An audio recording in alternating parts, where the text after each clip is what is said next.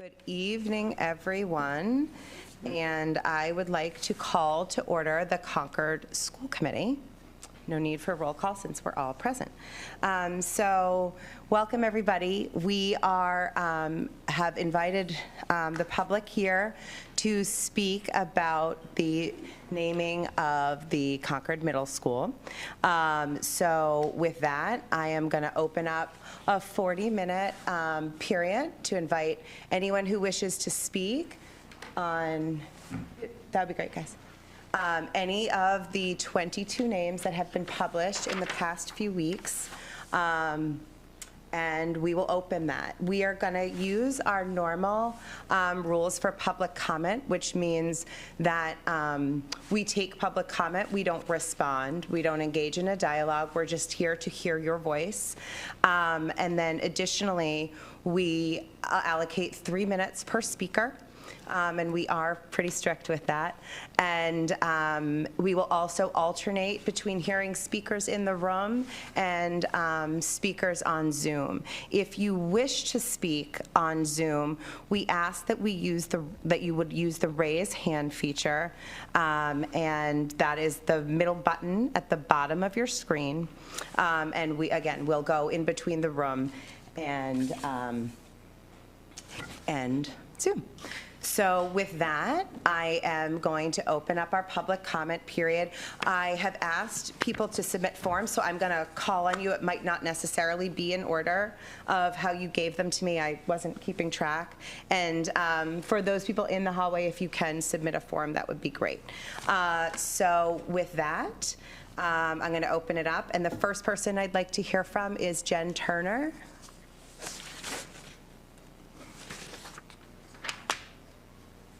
Good evening.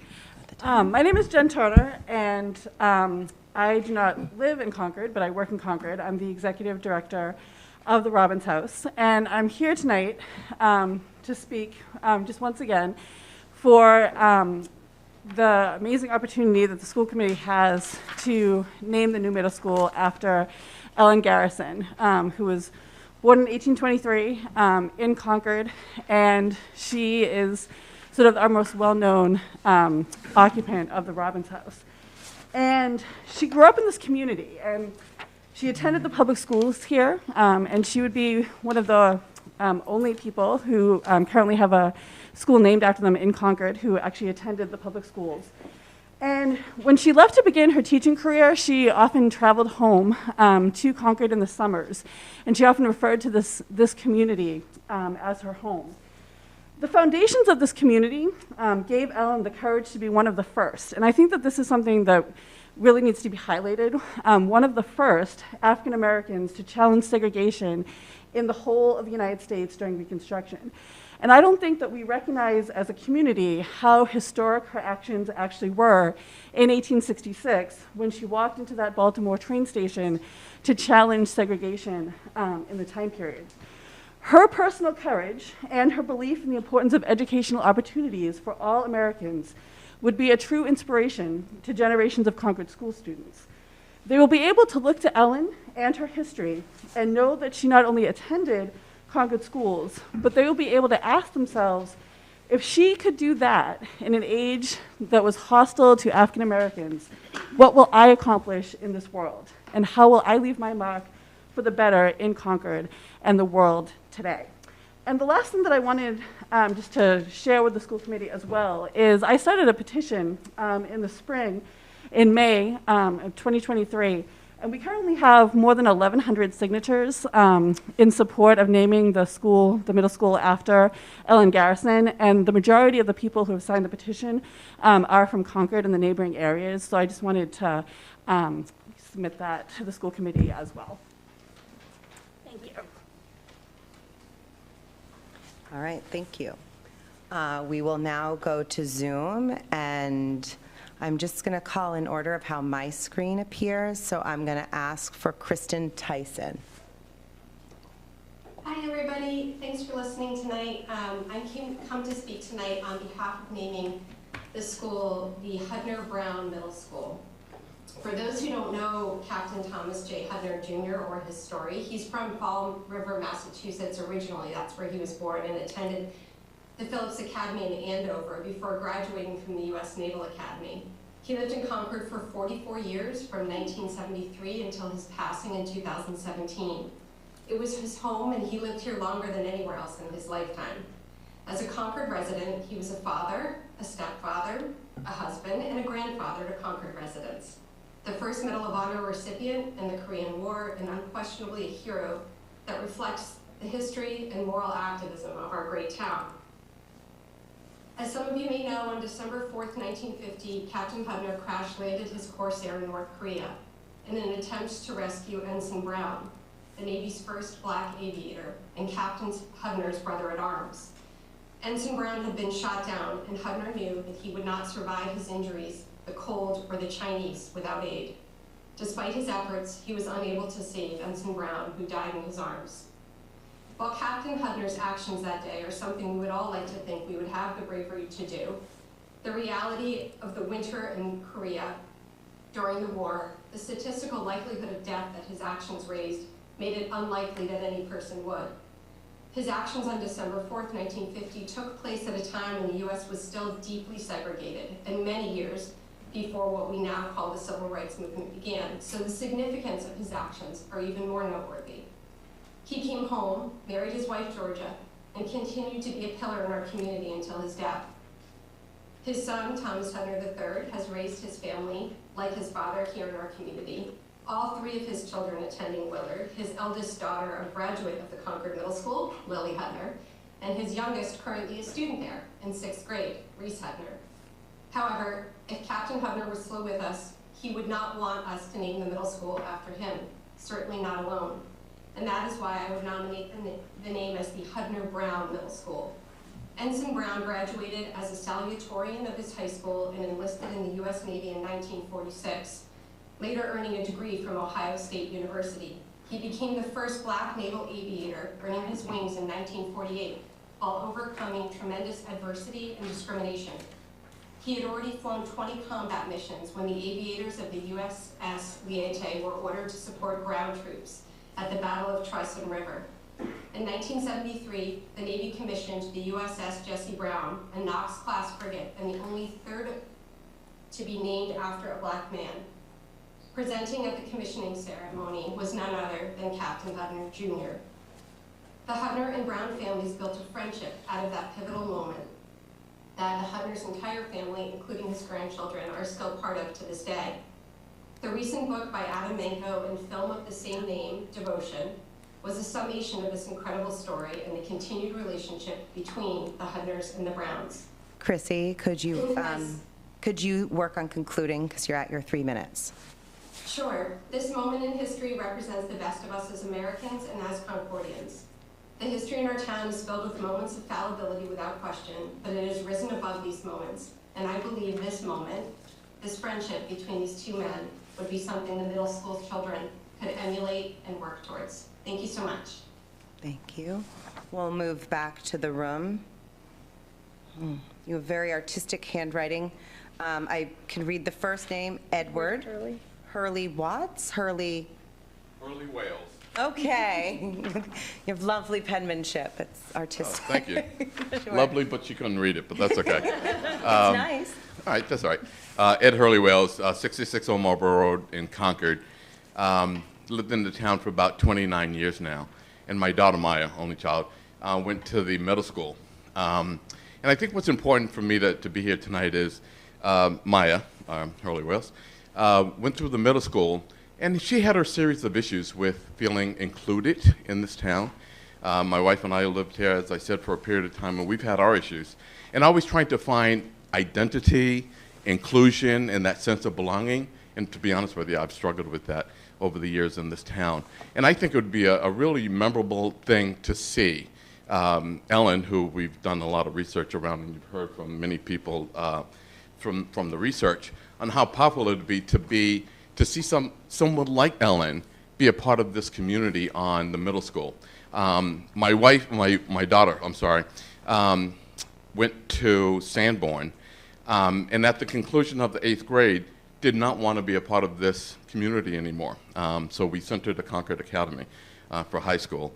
And upon completion of that, to go off to college, she went to Northwestern, came back home. Of course, we thought she would be staying here on the West Coast, and said this isn't a place where she felt included. And she now lives in Oakland, California. So I leave you that story to say that we could do a lot around this whole sense of community and that sense of belonging. And naming the school is an indicator of, for the people who are of color and others, that would give them that sense of belonging, right? And it would also establish a sense of history, which I think is important as well. So that's my moment. So hopefully that helps. I'm going to go back to Zoom. I'm going to ask Kristen Moore to unmute. Thank you. Thank you. I'm a resident in Concord, and I'll just share a brief statement in favor of naming the school Ellen Garrison. I think selecting a school name that is aligned with the positive social values associated with Ellen Garrison offers several compelling advantages. Number one, it's a stronger sense of purpose for students and teachers with a name that is an actual role model for integrity, personal excellence, mutual respect, and caring for others. And that with that name, the school can create a stronger sense of purpose and direction for its students and staff. It promotes commitment to the school district's mission. The name Ellen Garrison can inspire and serve as a constant reminder of the school district's mission to educate all students as lifelong learners, creative thinkers, caring citizens, and responsible contributors in our increasingly diverse global society. I think a name like this will attract individuals to the same mission. A name like Ellen Garrison can attract families who are seeking a school that aligns with their beliefs and values such as inclusion, just like as we just heard. And this can lead to a more cohesive community that supports the school district. And lastly, I think the name signifies embracing change and growth. That changing the school's name to Ellen Garrison Middle School demonstrates the school committee's willingness to adapt and respond to the changing needs of the community while staying true to the core values and the mission of the district. So I think in conclusion, the decision to change the name of the school to Ellen Garrison is a thoughtful and it's a strategic move, one that offers several benefits. And by embracing this change, the school can deepen its commitment to its values and mission. Thank you. Thank you, Kristen. Okay, and we're going to go back into the room, and I'm going to ask for Steve Block. Also nice handwriting that I can read. Hi, so I'm Steve Block. I live at 165 Cambridge Turnpike. I'm here also to lend my support to Ellen Garrison. I'll be very brief. Others will speak in more detail about the relevant details of her life. I'll just simply say that I think the time has come. I mean, the time has come for the town to recognize that its history is richer and more diverse than we have previously seen in the naming of our schools. As admirable as people like Emerson and Thoreau and Alcott are, I think it's just time to recognize the richer and more diverse history that we have. Thank you. Okay, we're going to go back onto Zoom, and I see Maria. If you could unmute. Hi, and thank you for this opportunity. Concord is a time-honored tradition of naming its elementary and middle schools to memorialize the contributions of its important historical figures. In particular, Alcott, Emerson, Thoreau, and Sanborn are notable for their shared participation in the abolitionist movement. And along with educator Elizabeth Palmer Peabody, these honored citizens of Concord were also white. We now have a unique opportunity to accord this same level of honor to a person of color, herself a daughter of Concord, an anti-slavery advocate and educator, Ellen Garrison. Ellen was the first, and to our knowledge, the only person to legally test the nation's first Civil Rights Act in 1866. Research that we've done through the Robbins House has uncovered more than 100 letters that she wrote.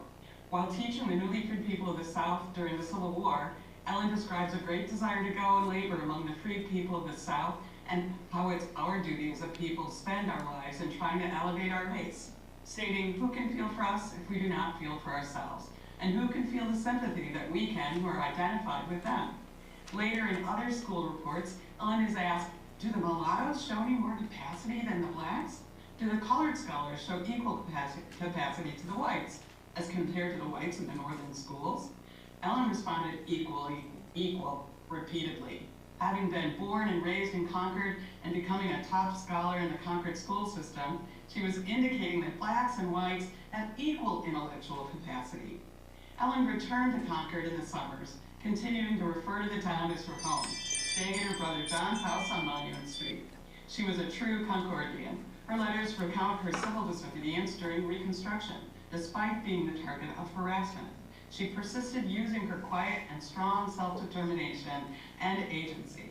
Despite the risks to her own safety, Ellen dedicated herself to teaching, stating that the threatening behavior she received during her travels throughout the South and as well as in Massachusetts and neighboring areas had not deterred her. In response to repeated racist harassment, she wrote, "I found out one thing about these people. If they attack you, be careful to stand your ground, and they will leave you, but if you run, they will follow." Ellen's writing conveys human dignity, standing like a quiet edifice ready to welcome students to forgotten history. Her writing lifts the capacity to improve society through education, especially for adolescents who come into school environments with similar identity challenges. I can think of no better person than our very own born and raised Concordian Ellen Garrison to name the Concord Middle School after. Her life was a testament to how a building name can capture the spirit and imagination of students and make them feel they belong. Thank you. All right. We'll go back to the room, and I'm looking for Karen Hodges.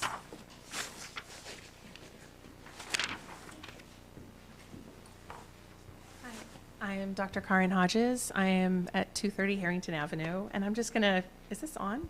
You can hear me? Okay. Yeah. Yeah, okay. I'm just gonna read a letter that I wrote to you all. Okay. For generations, Jerry Moss has been an inspirational educator and role model for young swimmers and teens in Concord. Whenever I speak with people who've been raised and educated in this community, they become joyful when I tell them that Jerry Moss is one of my son's swim coaches at CCHS, no matter if they were highly competitive swimmers or if they swam on the team purely for recreational purposes. They all recall their time being mentored by Mr. Moss as highly impactful. I'm a psychologist with specialty in helping adults to nurture youth. If I could describe the characteristics of the ideal mentor for young people, they would include the attributes that our youth ascribe to Mr. Jerry Moss. A genuinely warm and caring individual with high expectations for them. When teens are asked what they like most about Jerry Moss, I've heard them say, Coach Moss has a good sense of humor, he has lots of knowledge, and he's caring. They explain that he has high expectations, while also being incredibly supportive. I recommend that we name our middle school Moss Middle School to celebrate one of our local heroes who has strengthened the integrity of our community by devoting his life and career to the betterment of youth. Thank you for your time. Thank you. Okay, we'll go back to Zoom, and I'm going to ask Ellen Quackenbush to unmute.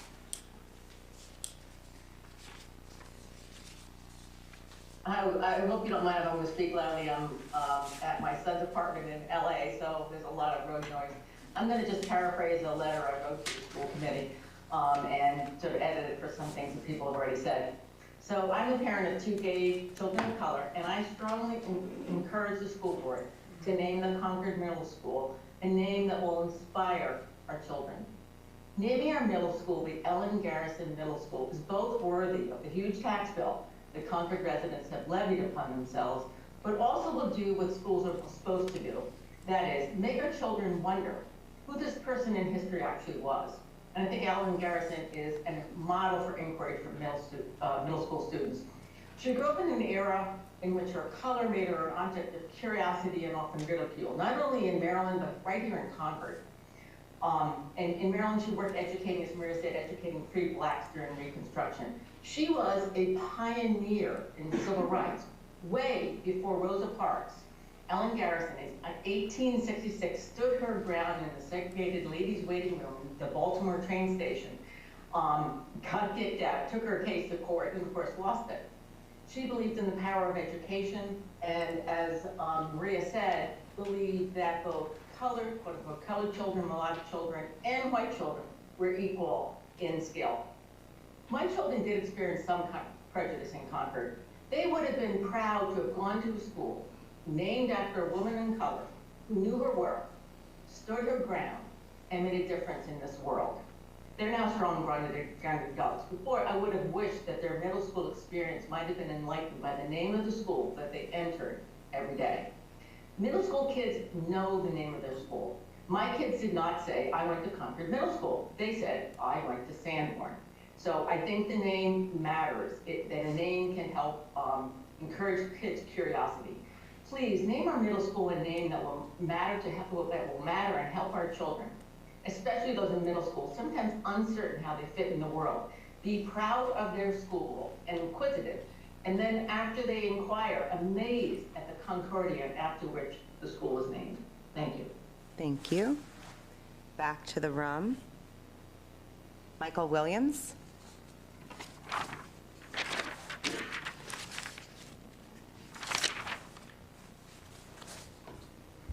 Michael Williams, 1284 Sudbury Road. I'll be brief because everyone speaking before me about Ellen Garrison has much more history to tell, but I would agree that as a 32-year resident here, inclusion and welcoming is important. In making the school name Ellen Garrison would show large swaths of our population that this is a welcoming place. It's something that Concord should do. Thank you. Thank you. All right. I'll stay in the room and ask Tom Hudner.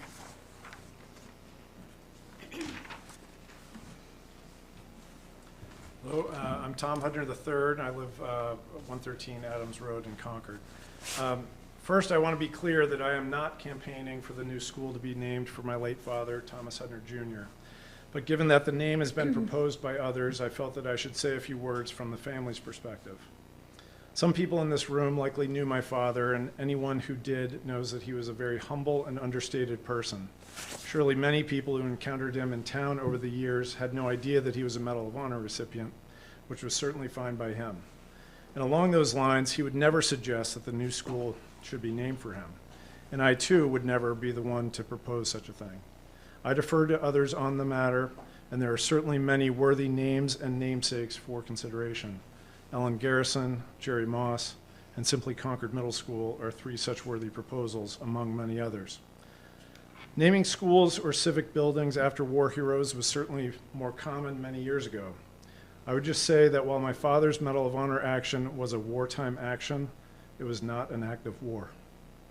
It was a human act, and one of compassion, bravery, and selflessness.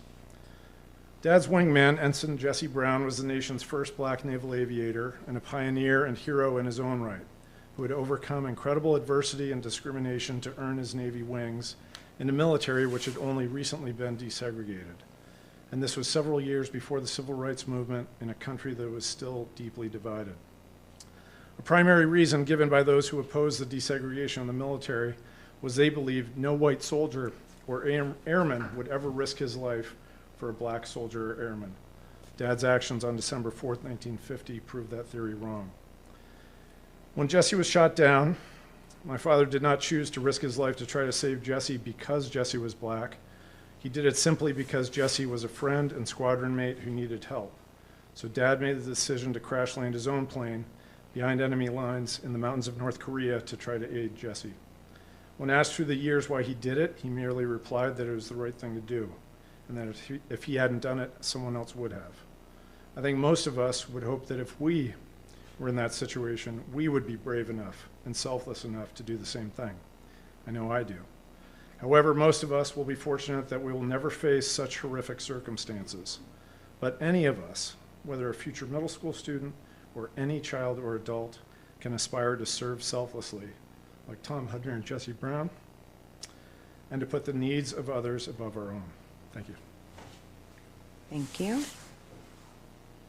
I see no one on Zoom with a hand up again. So I'm going to stay in the room and ask Susanna Benner.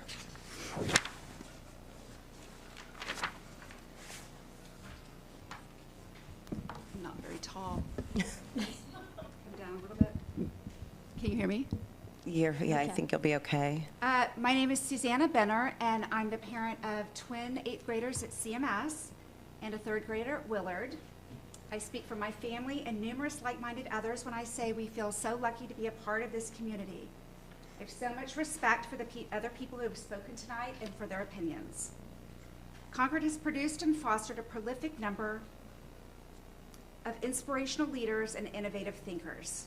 From the Revolution through the Transcendentalist and abolitionist movements and beyond, Concord has distinguished itself with a pioneer spirit. We see this today in the civic interest here tonight, and that spirit is exemplified in our public schools. Superintendent Hunter created and filled the district position of DEIB director, and CMS Principal Justin Cameron introduced to the middle schoolers the Celtics Playbook Initiative, an anti-bullying and anti-racist program. Valuing and prioritizing DEIB literacy in our middle school is remarkable. We are rearing our children to be leaders of the future and inspiring and empowering them to continue the vanguard spirit that Concord embodies. We have a lot to be proud of. I believe all the names put forth tonight deserve to be celebrated, as each is an example of a life lived with meaning and purpose. But I also believe selecting only one of the at the expense of so many is limiting. The bravery and leadership represented in these candidates is synonymous in the name Concord. Our goal is to build community. Our CMS students are ambassadors for the school and town, and they identify as Concordians. Over the last year and a half, as my role as CMS PTG co-president, I have sold over 900 pieces of apparel and spiritware branded with CMS, Concord, and CC logos. CMS students represent Concord with pride as they venture out to compete in sports and musical endeavors throughout Massachusetts. While we all share in the vision to learn about the extraordinary people nominated for tonight's consideration, each person is just one piece of an entire story that makes Concord unique and exceptional. I feel strongly that we best fortify our community by keeping the name Concord Middle School when the new building is completed and we see a long envisioned, unified Concord Middle School become a reality. The process has taken years, a dream made possible by the dedication, determination, and perseverance of so many individual Concordians. Within the classrooms of the new CMS building, I hope each nominee's story can be taught to our students for years to come while I support Concord Middle School for our school's name. Thank you. Thank you. Again, I'm seeing nothing on Zoom, so I'm going to stay in the room and ask Stanley Griffith.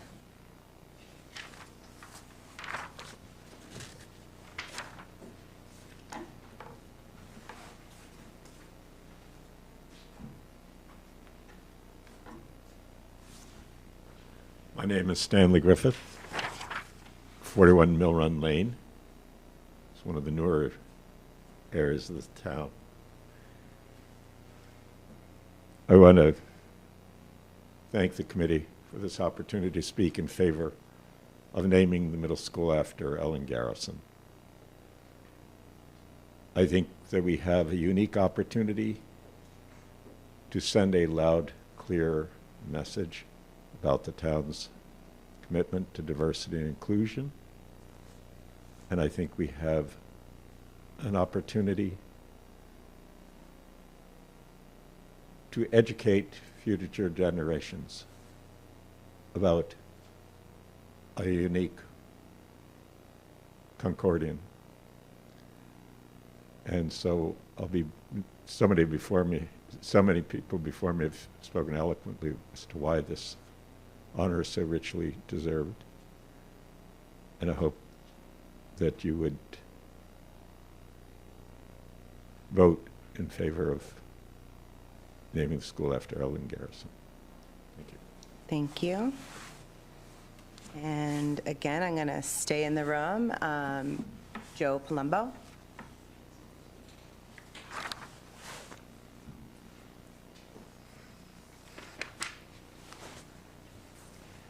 I think, as we all know, Black people have been a part of Concord from its very beginning. 6 years after the Europeans arrived at Muscataquit, Massachusetts became the first colony to authorize legal enslavement. Local indigenous people were being captured and traded for kidnapped Africans and brought to the colony. The stolen labor of black men, women, and children helped build the town in its first 100 years. In fact, the Old North Bridge that stood on April 19, 1775, was built with the hands of at least 3 enslaved men. Black men and women helped participate in the American Revolution, serving as patriots and founding this new nation. Black men, women, and children lived in Concord throughout the 19th century. In fact, there was a higher percentage of black Concordians in the 19th century than there were in the 20th and 21st. By 1900, unfortunately, only 6 black citizens remained in the town census. As the nation suffered through Jim Crow, redlining, housing discrimination, and restrictive zoning, Concord became a racially isolated community. However, in 1964 through 1965, Concord was building a new junior high and began the 6-month process of naming that building. Interestingly, this was the same time as a major civil rights movement throughout the nation in Boston, and in the wake of Brown versus Board of Education. In fact, Dr. King spoke in Boston to 22,000 people a few weeks after Concord named its school. The list of names would not be familiar to us today, except the one that was chosen, Franklin Sanborn, a radical abolitionist and educator from Concord's past. And Concord, I think, was sending a message.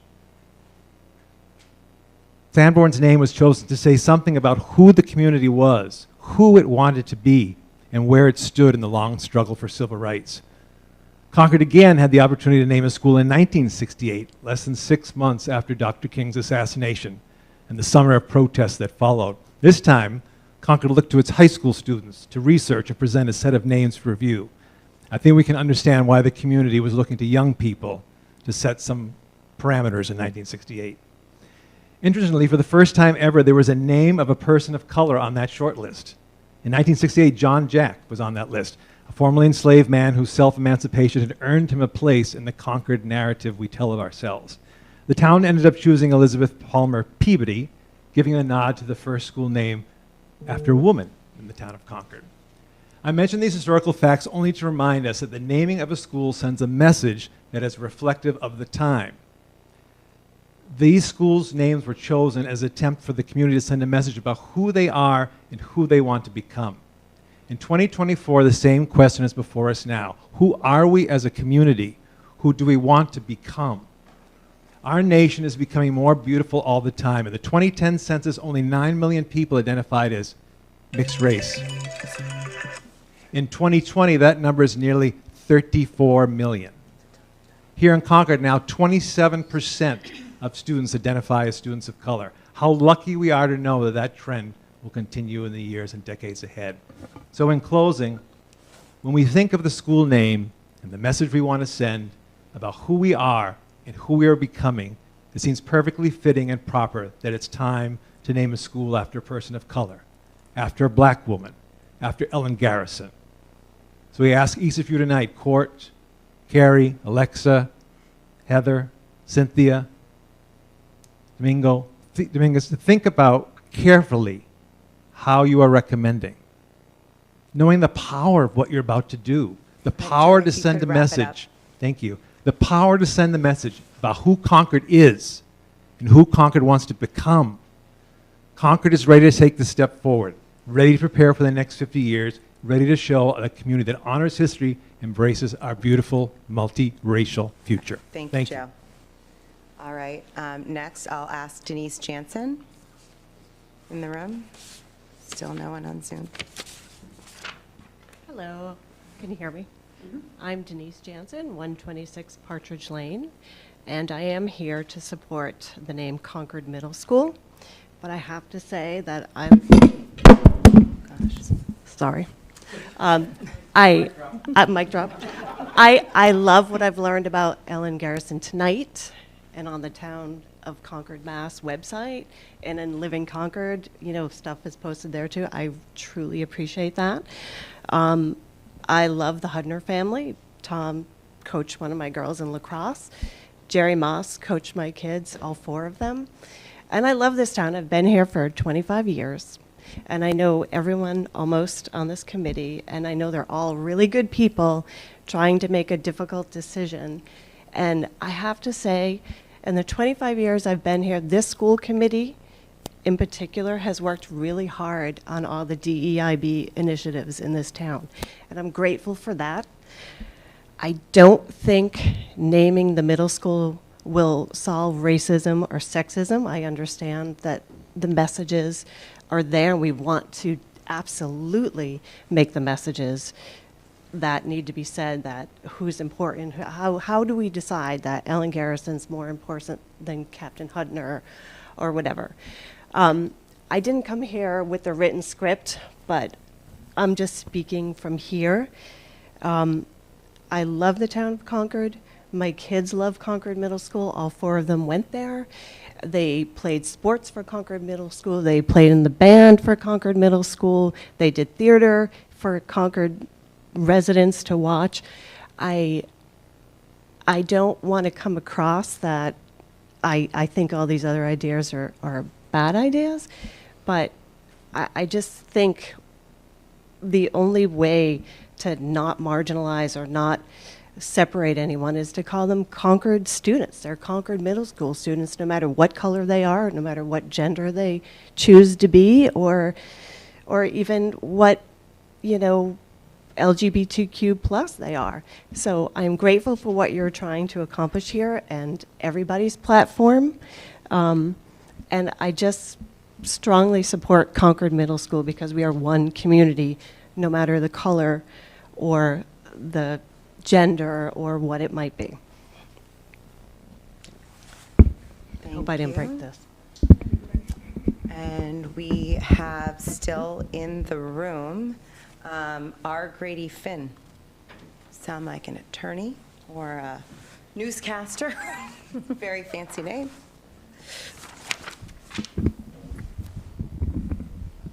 Hi there, my name is Grady Flynn. I'm at 125 Central Street. I'm a student at CCHS, and I'm here to support naming the middle school after Ellen Garrison. I don't have too much to add because I think that the people ahead of me have said some really incredible things, all that I agree with, but I just want to offer a different perspective than we've seen so far. As a student in the Concord Public Schools and at Concord Carlisle High School, I've seen a lot of really great efforts in moving towards greater recognition of diversity, equity, inclusion, belonging, which are all really great things. This year, I'm taking a Black History class, which is the first Black History class that CCHS has ever offered.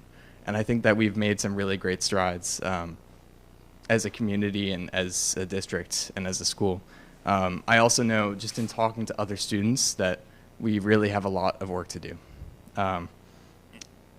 In bringing this up to a lot of my friends, people in my Black History class, teachers, a lot of us agree that the opportunity to name the school after Ellen Garrison, Concord Middle School, as people who have interacted with the middle school, been in the middle school in the last 5-6 years or whatever, they believe that this is something that could really make an impact on students' learning, on how they view themselves and their connection to their community, their connection to the nation and their race. And this is a stride that I really believe is worth taking. And I just wanted to come up and mention that between all of the people that I've spoken to and the youth who are in Concord Middle School and have been in Concord Middle School recently, the people who it really affects, this is something that matters. And it's some people might say it's just a name, but names are a really, really important thing. So I just wanted to share my perspective as a Concord Carlisle High School student. Thank you very much. Thank you, Grady. Okay, we are coming up on 40 minutes, which is wonderful because it seems like we have gone through all of the people wishing to speak tonight, online and in the room. And before we conclude the public comment period, I just want to say, I think on behalf of all of us on this committee, that we're really grateful for your engagement. Your engagement in person here tonight has been really meaningful. Additionally, I want to call out all the letters that we received. You know, I think it demonstrates that this public process was a good idea. It shows that Concord citizens do rise to the occasion in a way that never ceases, at least to amaze me. You know, the fact that we remain a civically engaged community in a time of widespread apathy in our nation, I think is just a testament to the community that we live in. So thank you all.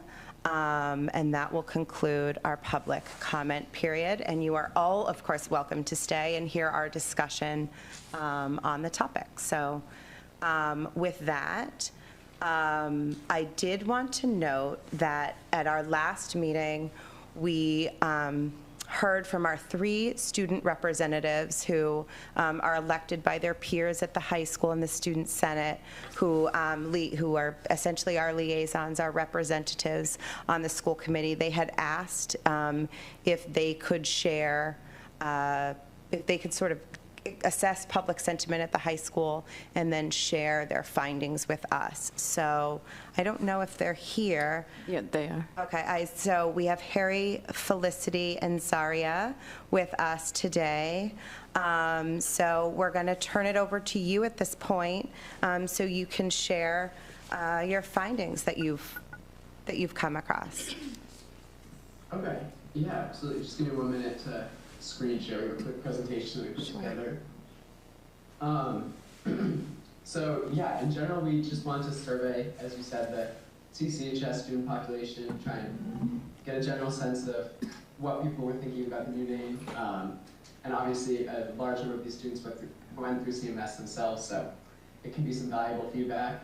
We had around 40 respondents. We were hoping to send it to the wider student body, but we learned that anything relating to the middle school, we can't use our school resources, and that includes the email system. So we weren't able to facilitate a wider sample size, but I think there's still some pretty clear trends here. Okay, so the top 2 first choices for the name of the middle school were Concord Middle School and Ellen Garrison Middle School. Concord Middle School being the overwhelming majority, being 69.4%, while Ellen Garrison Middle School being 11.1%. It seems like a lot of people really feel fine with the name Concord Middle School, and yeah. Yeah, and then with once we get to the second and also the third choice, it becomes a little bit less clear cut. But Peabody, Sanborn Middle School, and then just Sanborn Middle School are still the clear majority here, and also most of the people who selected that as their second choice were going for Concord Middle School in the first choice question. So I think in general, this sentiment, and you can see that in the third choice as well, is either some combination of Sanborn, Peabody, or Concord Middle School. Great. So we also asked for some feedback from students about what rationale they had for choosing the options, and most of the comments that we got were about why people decided to would prefer to still name the middle school Concord Middle School. And one of the most common responses was that it's just the most simple to continue with names that the students already know and the community already knows and understands, which would be not only more convenient, but also, as the third response points out, it might be kind of inevitable that people are still going to know the middle school most commonly as just the Concord Middle School, especially if there might be this kind of transition period if a name is switched. And the second comment here also is pretty insightful, we thought, because it notes that the reason that a lot of our there are other names that are being used for the elementary schools, particularly because there are multiple of them, but the fact that there is just one Concord Middle School kind of means that some of the students see that we should have this one unified name to kind of represent all of Concord Middle School, so that we avoid sort of the competition between which potential other names or other people that we should be honoring, when there are so many members of the community that we really do feel matter to the history and culture of our school community as well. So that was just some of the student perspective that we have heard. Yeah. Thank you, guys. Per usual, you're impressive and thorough, and you come with slides, and we appreciate so much your voice in all of our meetings, and this is certainly no exception here tonight. So I thank you guys, and we invite you to stay for our regular meeting at the region as well when we discuss more high school-oriented things. Okay. Yes. Thanks, I guys. should be back for an update as well later. Awesome, perfect. So before the five of us get into our deliberation, I did want to provide the superintendent with an opportunity to speak. Our policy does dictate that we seek a recommendation from her, which she has put out there, but she just wanted to, again, before we sort of enter into our community deliberation, take an opportunity. And potentially, I think Mr. Nemichi as well. Yeah. Great. He's on Zoom. So I'm just going to read what I wrote to the community because I don't know that it got to the community at large. It went to the parent community in the effort to be transparent. So for the entirety of my tenure, our primary focus has been on the vision for the new middle school. When I arrived, the middle school was a school divided. Each building housed students in grades 6 through 8. Unique decisions had been made to appear that there was unity, such as the creative Sanborn time, where the clocks were adjusted 7 minutes to be able to say the two buildings had the same schedule. Children were placed randomly, fostering great angst and distress as they left their elementary school peers. Student identity rested solely on their attendance at Peabody or Sanborn. The buildings were often compared to one another as if they were separate entities. Through the district strategic planning and Concord Middle School improvement plans, intentional goals were set to shift the culture and foster school identity while better serving student academic and social emotional needs. The buildings were reconfigured where grade 6 developmentally appropriately prepared all students for middle school. A new schedule rectified the Sanborn time issue and created opportunities for intervention and enrichment. Nomenclature about Peabody and Sanborn has been replaced by the grade 6 building and the grade 7 and 8 building of Concord Middle School. A Concord Middle School identity was born that filters through all that we do and is the spoke of school spirit and student engagement. The culmination of the vision was a new Concord Middle School building where all students feel connected and that they belong. The CMS building project officially began in 2019, and the only name during the 5-year period has been Concord Middle School because of this vision. In that time, a new name has never been considered by the Concord School Committee, Concord Middle School Building Committee, or Concord Town Meeting during the 3 votes that were approved. I greatly appreciate that other names are worthy of recognition and believe there are alternate ways to honor those who are nominated. My recommendation is to realize the vision by sustaining the school's inclusive, recognized name of the Concord Middle School, and finally accomplish the goals that were designed to better serve all children. Thanks, Lori. Andrew, I see you're on Zoom if you'd like to make a statement as well. Good evening, everyone. Andrew Youngisha. Please allow me to express my gratitude for the opportunity to contribute to the discussion regarding the renaming of Concord Middle School to the Allen Garrison Middle School. I also want to thank those individuals who have spoken before me this evening. Thank you, Felicity, Zaria, and Harry, for your insightful research with students. While I do not reside in Concord, I speak before you tonight in my capacity as the Director of Diversity, Equity, Inclusion, and Belonging for Concord Public Schools and Concord Carlisle Regional School District, and as a Black man deeply invested in the transformative anti-racist work in the school community. My perspective this evening is uniquely mine, untainted by internal or external influence. I do not speak on behalf of any other members of the Concord Public Schools and Concord Carlisle Regional School District, particularly Concord Middle School faculty, staff, students, or parents, and specifically the Black faculty, staff members, students, and families. In the realm of my DEIB presentations, I often illuminate Concord's profound legacy of activism and unwavering dedication to anti-racism and racial justice. The proposal to rename Concord Middle School in honor of Allen Garrison is a tangible manifestation of these values, an unequivocal testament to our commitment to recognizing and celebrating the enduring contributions of African Americans around the world. Allen Garrison's life story, as researched by the Robbins House epitomizes courage and advocacy. Her tireless efforts in advancing civil rights and education for newly emancipated African Americans underscore the significance of commemorating her legacy within our school community. Nevertheless, it is incumbent upon us to acknowledge that not all members of our school community espouse unanimous support for this proposed renaming.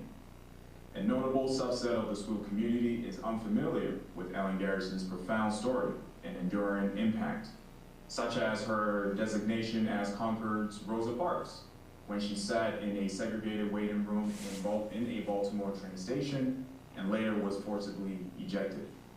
Garrison felt, and I quote, as though she ought to strive to maintain her civil rights, that it will be a stand for others. But I digress.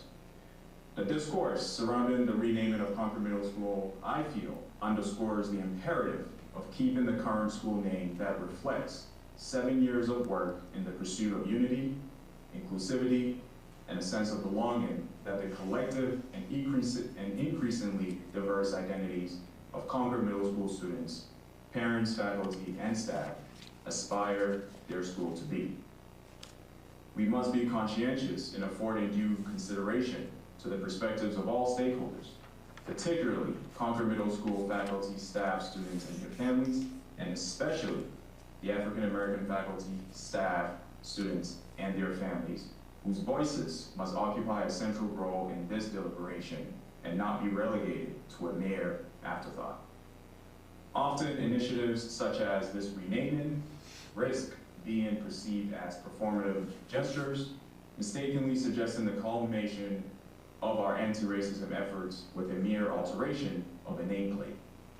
In other words, I fear that this renaming of Concord Middle School gives the impression that our anti-racist efforts will be complete once the symbolic gesture is made, when in reality, the pursuit of substantive and sustained change demands more from us all.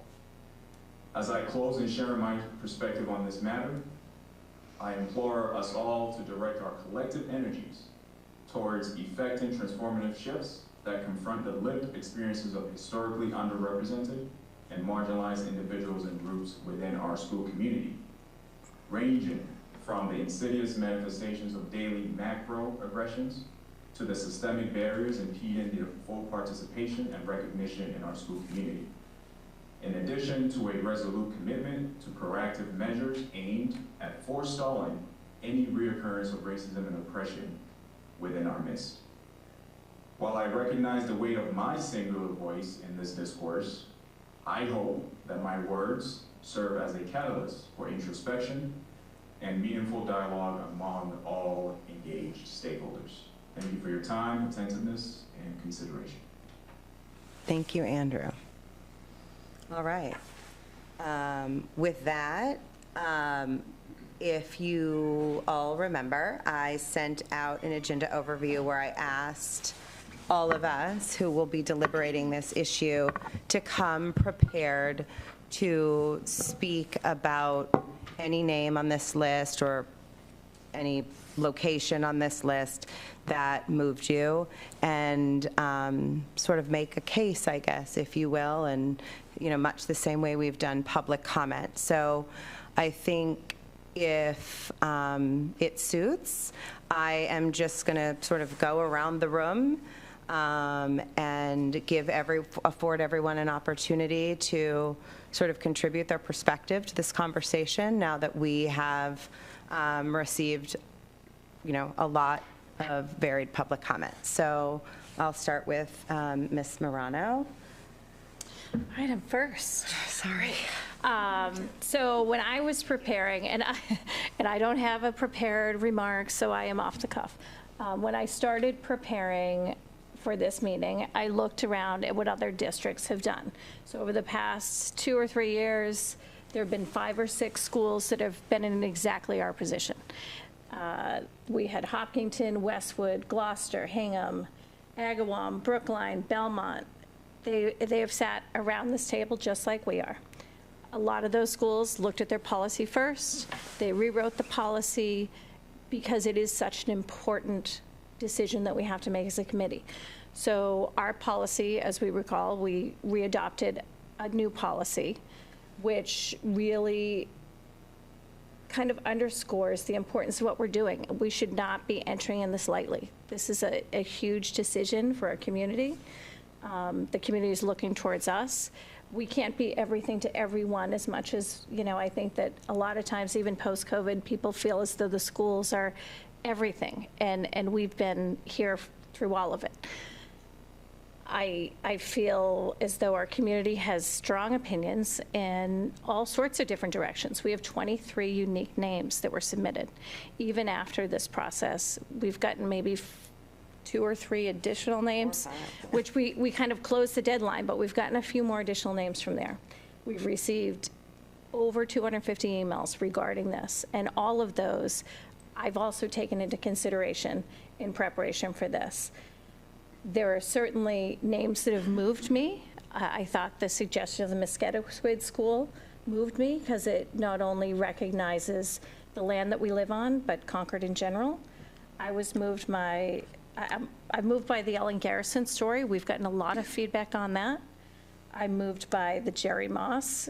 You know, I think in some of the emails, and Jerry, there were so many things about Jerry and what he has brought to the community. I've seen it, you know, with my own kids. I've seen it at the high school, whether you're at the Heritage Club or wherever you are. But he has had impact on a large number of members of this community for probably close to 50 years, maybe 40 to 50 years. I read the story of Tom Hudner, and I mean, that I was brought to tears tonight, so I really appreciate that story. There are just so many people that are very deserving of this. I also think about how do we also continue to honor the work of Sanborn and Peabody. So those are all the names. I know it's not as simple as bring your best name, but I'm really struggling with this because there are so many well-deserving people that have been brought forward. I think, you know, we have something to talk about. I've considered Dr. Hunter's recommendation, and I had not heard Andrew speak until tonight. And I do feel like that has really helped me come to my decision as kind of what my front runner would be. Is that what you'd like at this point? You don't need to do that. I don't know. I think it's more so maybe more just discussion. So that's where I'll start. Whatever anyone wants. And then maybe somebody else can jump in. Okay. Domingos?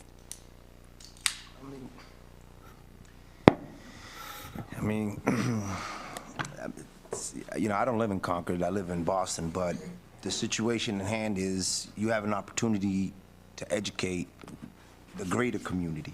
Sitting here, listening to folks for the last couple of meetings come in and speak about Mrs. Garrison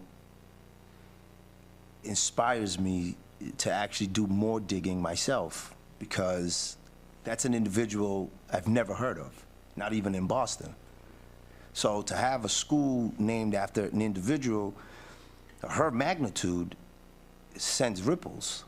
This is something that's gonna change the image of Concord. The town's been in the news for the last 2 weeks regarding a sign. This is what we're talking about, putting a sign on a building. And there's a sign in town that folks want to remove for different reasons. So how do we inspire, like this young man who came in here and spoke about his feelings on how he wants to be looked at as a person and what he wants to make as a dent in history, and having, you know, a school named after an individual who was born and bred in Concord and then left and put her freedom at risk to make sure that others understand that the only thing that separates us has nothing to do with our skin tone. To make people come back to a town and realize, you know, like the gentleman said, his daughter has no interest of being in the town she grew up in. How do we change that? How do we have folks who don't visit Concord on a weekly basis or a daily basis or ever want to visit and say, hey, well, you know, for me, first time I came to Concord was the MCI. It's the only time you ever hear about Concord, right? In Boston. So to have a school named after an individual that we can educate not only people in Concord, but people across Massachusetts, it's going to send a wave that it's going to give this town a light that it needs. And like Andrew said in his presentation, it's not, let's name something and we're done. It's like, let's name this, let's educate the population, because from what I've seen from the students, I'm pretty sure if they asked them, do you know any of these people? Few of them would say no. Majority of them would say no. So how do we change that moving forward? How do we get people to say, hey, you know what? The Phyllis Wheatley School, which was behind my middle school, the Dearborn Middle School, I had no clue who Phyllis Wheatley was till I got to high school, because we had to do a report on Phyllis Wheatley, right, in Boston. So how do we change that if we're not willing to say, hey, you know what, let's make a stance in history. This is going to go down in Concord's history. Like the gentleman said, 50 years ago, they voted for the school. Why did they vote for it? Because it was a need. This time, it's up to us to make that stamp in history. And I'm leaning towards, you know, again, I don't have a vote, but I do have a voice. I'm going with Mrs. Garrison because, again, for me, it's something that my daughter can look up to. It's a woman in history who put herself last to educate and improve the life of others. And I think, you know, that should be the message that we want to send. I understand, you know, we got all these great individuals whose names are put there, but we can name the swimming pool after the swimming coach. We can do other things like Dr. Hunter said to honor these folks in different ways. But how do you make a staple out of your community when we're not willing to name anything that's beneficial to everyone? This is history of Concord. And, you know, 200 years later, this individual now has a school named after herself, and students will write reports. They're going to ask, why was the school named after this individual? We're going to have to speak on that. The young man said something that's, you know, sitting on this panel, this committee, you know, first Black history class ever? Where are we really going? You know, naming the building is a step forward, but what are we really going to do to continue to educate the students that come through these doors so when they leave here, they're better people and they can understand what the real vision of life is? And again, it's not just one person's speech. I love Dr. King's speech, but there was folks before him and before them. And now it's our turn. Time makes the man. It's a decision that this body can make that will leave decades of great individuals coming in and out of our school systems. So I could say more, but I just wanted to, you know, again, it's just, I was reading some of the stuff and I was looking at it and I said, wow, how come I've never heard of this individual?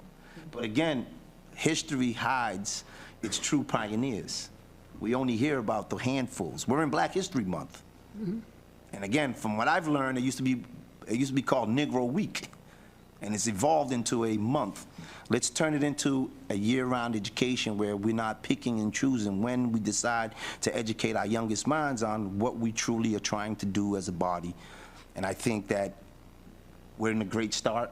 You know, this is my second year sitting at this committee, and it's again, MECO has 33 districts. We're only one of four who has representation for the Boston families. So I'm honored to be a part of this, and I just wanted to say what we've done here as a group is being implemented in other districts, and it's not on deaf ears. There's people who are paying attention, and whatever we decide to do, it's also going to be mirrored in other cities and towns. Thank you. Thanks. Amigos, I want to say thank you. I'm up next. You're up next. I want to thank all of the people who wrote, who made citizen comments. Everybody took time and was very thoughtful. The letters were very helpful to me. I feel a great weight in making this decision. I do think that a good name that we pick will be unifying, and I'm not concerned about that. Many of the names are and the stories behind them mean a lot to me, and I've enjoyed reading the letters. I thank Alexa for answering all the letters. I'll hold some more comments until we get around to taking a vote. Court? I know this decision is difficult. It should be difficult. People have expressed that we could go for something simple and something easy, and we could. I don't think it'd be in our best interest. I don't think we should be afraid. I really don't. I hope we all ask ourselves, and I'm especially addressing my colleagues, because you all have to vote. I have to vote. We're going to be accountable for this. With all due respect to the folks who are here, and thank you, you're the people that I want to appeal to. There aren't too many towns with an Ellen Garrison, so it's hard to compare ourselves with other towns. We have an Ellen Garrison. I believe we can name this school for Ellen Garrison and still consider ourselves one community and one middle school. And I think kids will continue to call it the middle school, or they might put the person's name to it. They do it now. I didn't have any trouble understanding what school my kids were talking about, whether they said Peabody, Sanborn, or middle school. I knew where they went to school. There's been an argument that to put a name forth is going to somehow not be in the interests of unity. I wholeheartedly disagree.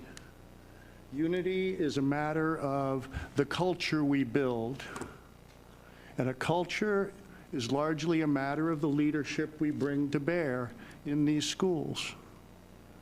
I think we can have everything we want and more if we name the school for Ellen Garrison. We've had this name floated in front of us in this community for about 10 months now. If we want to, we've had plenty of opportunities to ask ourselves, when we think about that image, that person, that name, that history, what do we think? What do we feel? And that'll help us answer the question that Joe Palumbo asked us, who are we?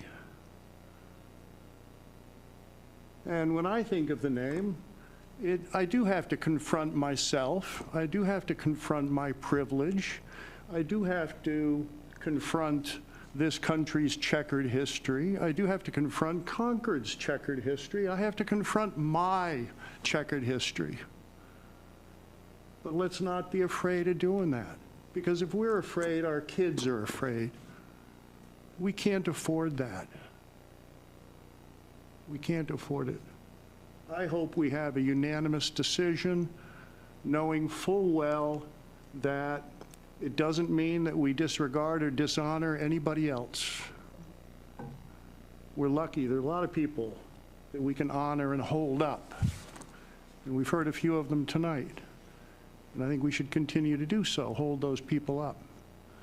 But I think we make a tough decision, and I think we can make the best one for the long term.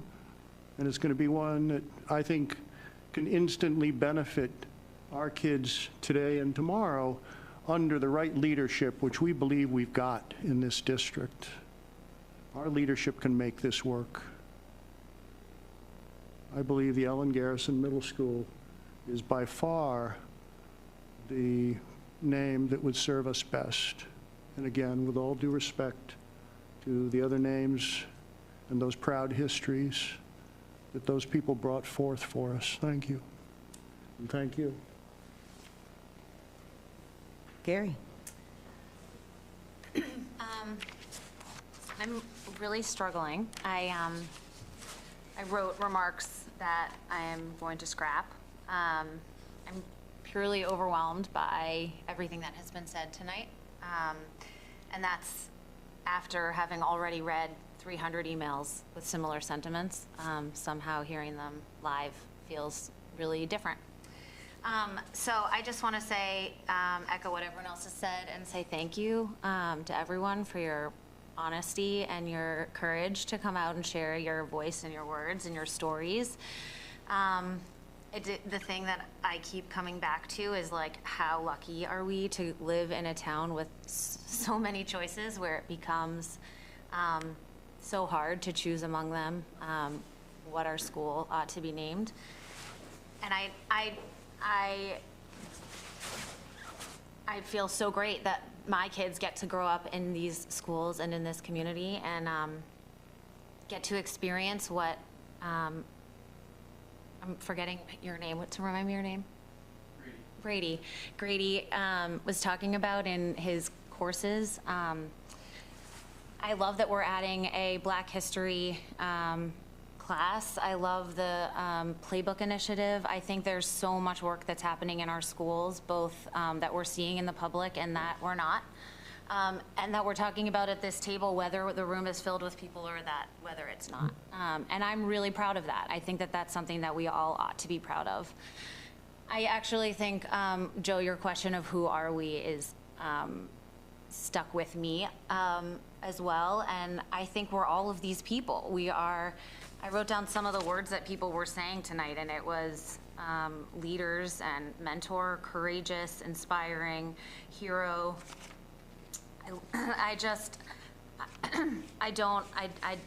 This is the hardest conversation, debate, discussion that I've certainly been a part of on this committee, and I understand the symbolism in a name. And yeah, I'm having a hard time, I'll be honest. But I feel like we're in a good, we're in a really good community with great options, and I'm excited to hear what everyone else has to say. This is not normally what I do, but I am going to read a statement just because sometimes I speak too long, too much. I get tangential, and that's kind of my thing, and I don't think that will serve the public well, so I'm going to try to keep focused tonight. So I want to begin by speaking tonight about the process of getting public input for large endeavors such as the one we're undertaking here tonight. In a way that I never could have expected, this process in and of itself has been a truly joyful reminder that we all live in a spectacular community with a history we should be proud of. It's a reminder that Concord has always been the home of men and women of bold and courageous action, abolitionists, educators, historians, heroes, whether on a national scale like Thomas Hudner or a quieter one like Ellen Garrison. Concord has been and still is full of people that value their fellow man and, more importantly, their community. And therefore, it doesn't surprise me that we have such a lengthy list of citizens who exemplify such spectacular virtues. Choosing a name on this list, to me, is impossible. Who are we? And by we, I don't just mean the 5 of us on this committee, but all of us in Concord, the collective we. Who are we to decide who is most deserving? And honestly, a large part of me wants to ask, why would we even want to make that decision? A trend has emerged and begun to gain popularity of not naming public buildings or schools after individuals. Some school committees are adopting policies that prohibit the naming of schools after individuals altogether. I believe this movement has gained popularity for this reason, because elevating a single individual over any other just doesn't seem right. It surely does not seem right to me. Collectivism and community, the idea of the whole being greater than the sum of its parts, those are sentiments that resonate with me. Concord is what it is because of all of its citizens, past and present, and not just the 22 individuals proposed on this list, because of all of us in this room. I actually believe that. It's why I live here. Our shared values in Concord of liberalism and progress, Concordians always strive to do better and be better. We have 55 committees in town, for God's sake, hundreds of volunteers working for betterment and change and progress. It's that collectivism that I seek to honor here today by naming the middle school after the town of Concord itself. It pays homage to us all, past and present, and acknowledges that none of us is better than any other. But what we all do in our lifetimes matters, and even those of us who don't achieve greatness or notoriety have nonetheless made an impact somewhere to someone. However, if we were to entertain naming the school after an individual, I also want all of us in Concord to think about this. In Concord, we generally look to our distant past to exemplify our greatness. We talk of transcendentalists and authors, educational pioneers, and abolitionists, like I mentioned before. When Concord seeks now to name a building, a park, or a school, I recommend looking at the names on this list from this century or the last, instead of always looking back to antiquity. In that vein, The name that most resonated with me on this list was Jerry Moss. In 1993, when I was a student at CCHS, Mr. Moss was a physical education teacher and coach. He self-identifies as a jock. I spent most of my time outside of class in theater and the arts. There was no reason for me to have a close relationship with Mr. Moss, and yet I did. And almost every student in the school at that time also did. I want to tell a story about Mr. Moss that I wasn't even aware of until a few weeks ago when I attended the 30th anniversary celebration of the CCHS Spectrum Club. So when I was a senior in high school, my trusted adult at CCHS was a guy named Peter Atlas, a math teacher who was also the most gifted artistic theater director I have ever worked with. In 1993, Peter Atlas used the student newspaper, The Voice, to come out as gay to the CCHS community, an incredibly courageous act at that time. Nearly immediately, Peter established a GSA, Spectrum, the one that just celebrated its 30th anniversary. When Peter came out and established Spectrum, Moss was one of the most vocal and staunch allies on the CCHS staff. I had no idea that Moss immediately emerged as an ally, and I had no idea until last month at the CCHS anniversary of the Spectrum Club that Moss's allyship was so incredibly meaningful to Peter. I spoke with Peter again today, talking about how I was going to speak about this. And he said to me about Moss, he came to Spectrum knowing nothing about what it was like to be queer, of what our actual experience was, but totally open to taking on the task of learning and identifying how it paralleled his own struggles. Jerry Moss is a black man. Moss is a true and deep ally. The words diversity, equity, and inclusion were not a part of our vernacular in 1993, at least not in any mainstream way that they are now. Moss was so far ahead of his time because he modeled and exemplified all of those words with grace, with dignity, and the most positive, infectious, magnanimous spirit. There's a huge part of me that really and truly wants to name this school after Moss because he exemplifies that all I believe in. But I also really do believe about what I said about my distaste for elevating any one individual over another. I cannot fathom engaging a deliberation with my colleagues about who on this list is most deserving. And honestly, I can't imagine a group of people even wanting to have that conversation, which I realize actually sounds kind of mean when I read it aloud. So with that, I look to my colleagues and ask if anyone has any further comment or discussion for tonight, or where we go from here. Thank you for indulging me. I move that we name the Concord Middle School that is under construction at this time the Ellen Garrison Middle School. Do I have a second? Second. Okay. I repeat, I don't want us to be afraid. I do hear the reasoning, the difficulty in naming somebody alive or deceased, but I favor the people who are just to be bold and aspire to the kind of people and the kind of town we want to be. A number of names will do that. In my opinion, Ellen Garrison does it best for us. I think a decision like this will stand the test of time very, very nicely. Any other discussion? So I'm still kind of stuck on the dedication piece of it, and how do we honor all of the people that people have brought forth to us. You know, I think we do need to consider Dr. Hunter's recommendation.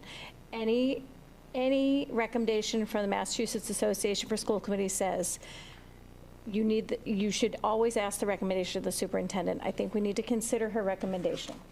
I also think we need to consider Andrew's comments as our DEIB director and our commitment to DEIB that we have made. And it's what's happening in our schools that I think is really important for our kids. I think that the unifying the town behind this, I do worry, as Andrew does, what will happen if we're a divided, we may be a divided committee, we may not be a divided committee, but what will happen in the town? Because clearly there are 23 different opinions that have come forward to us. We've had numerous emails. There are multiple opinions as to what we should do. This is really super challenging for me. I would like to figure out a way to honor all of the names that have come before us. And I think that that should be taken into consideration. I think we can do that.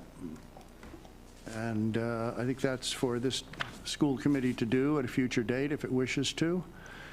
I not only believe that the committee has heard the superintendent's recommendation, I believe that much of the town has heard it. In fact, I think it was distributed to the students before I heard about it. No. And she says no. But I was quite surprised at the public effort to distribute your opinion before it was discussed thoroughly here. But be that as it may, I want to assure you, Tracy, that we are aware of the superintendent's recommendation, and I would be surprised if anybody didn't take it into account.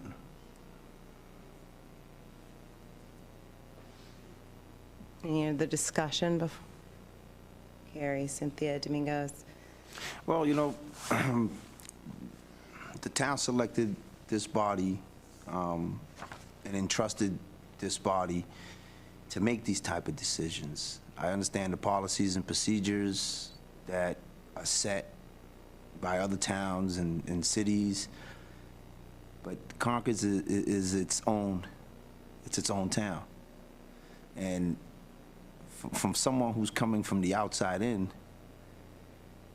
things like this attracts new visitors who eventually become residents. And when you, I mean, I'll beat the elephant, right? So, you know, when I go into town and I can't get a plate of soul food, am I coming back? 9 out of 10 folks are not going to visit, right? So you lose tourists from different communities because of the lack of. And we talk about inclusion, and how do you, when a percentage of the town itself doesn't include itself? I've been coming to Concord as a parent. My son's a senior. He's been here since kindergarten. He was forced out of a school into another school because of politics within the city, right? So as a parent, my goal was to educate my son on being open-minded, taking everyone's opinion and then forming one that better suits yourself, not taking someone else's opinion on someone and says, oh, I can't, you know, hang out with this particular person because of their background. So, you know, for the last, he's 17 now, he'll be 18 next month. So for the last 13 years, I've been trying to mold a young man. As I say to him, I keep colors out of things because I don't fit in the crayon box, right? So I tell him, as a young man, everything matters. Someone's opinion of you is formed by how you go about conducting yourself, and that's your character. And the character that Concord has for the outside community is not a welcoming one. I've been chastised a few times for even sitting here.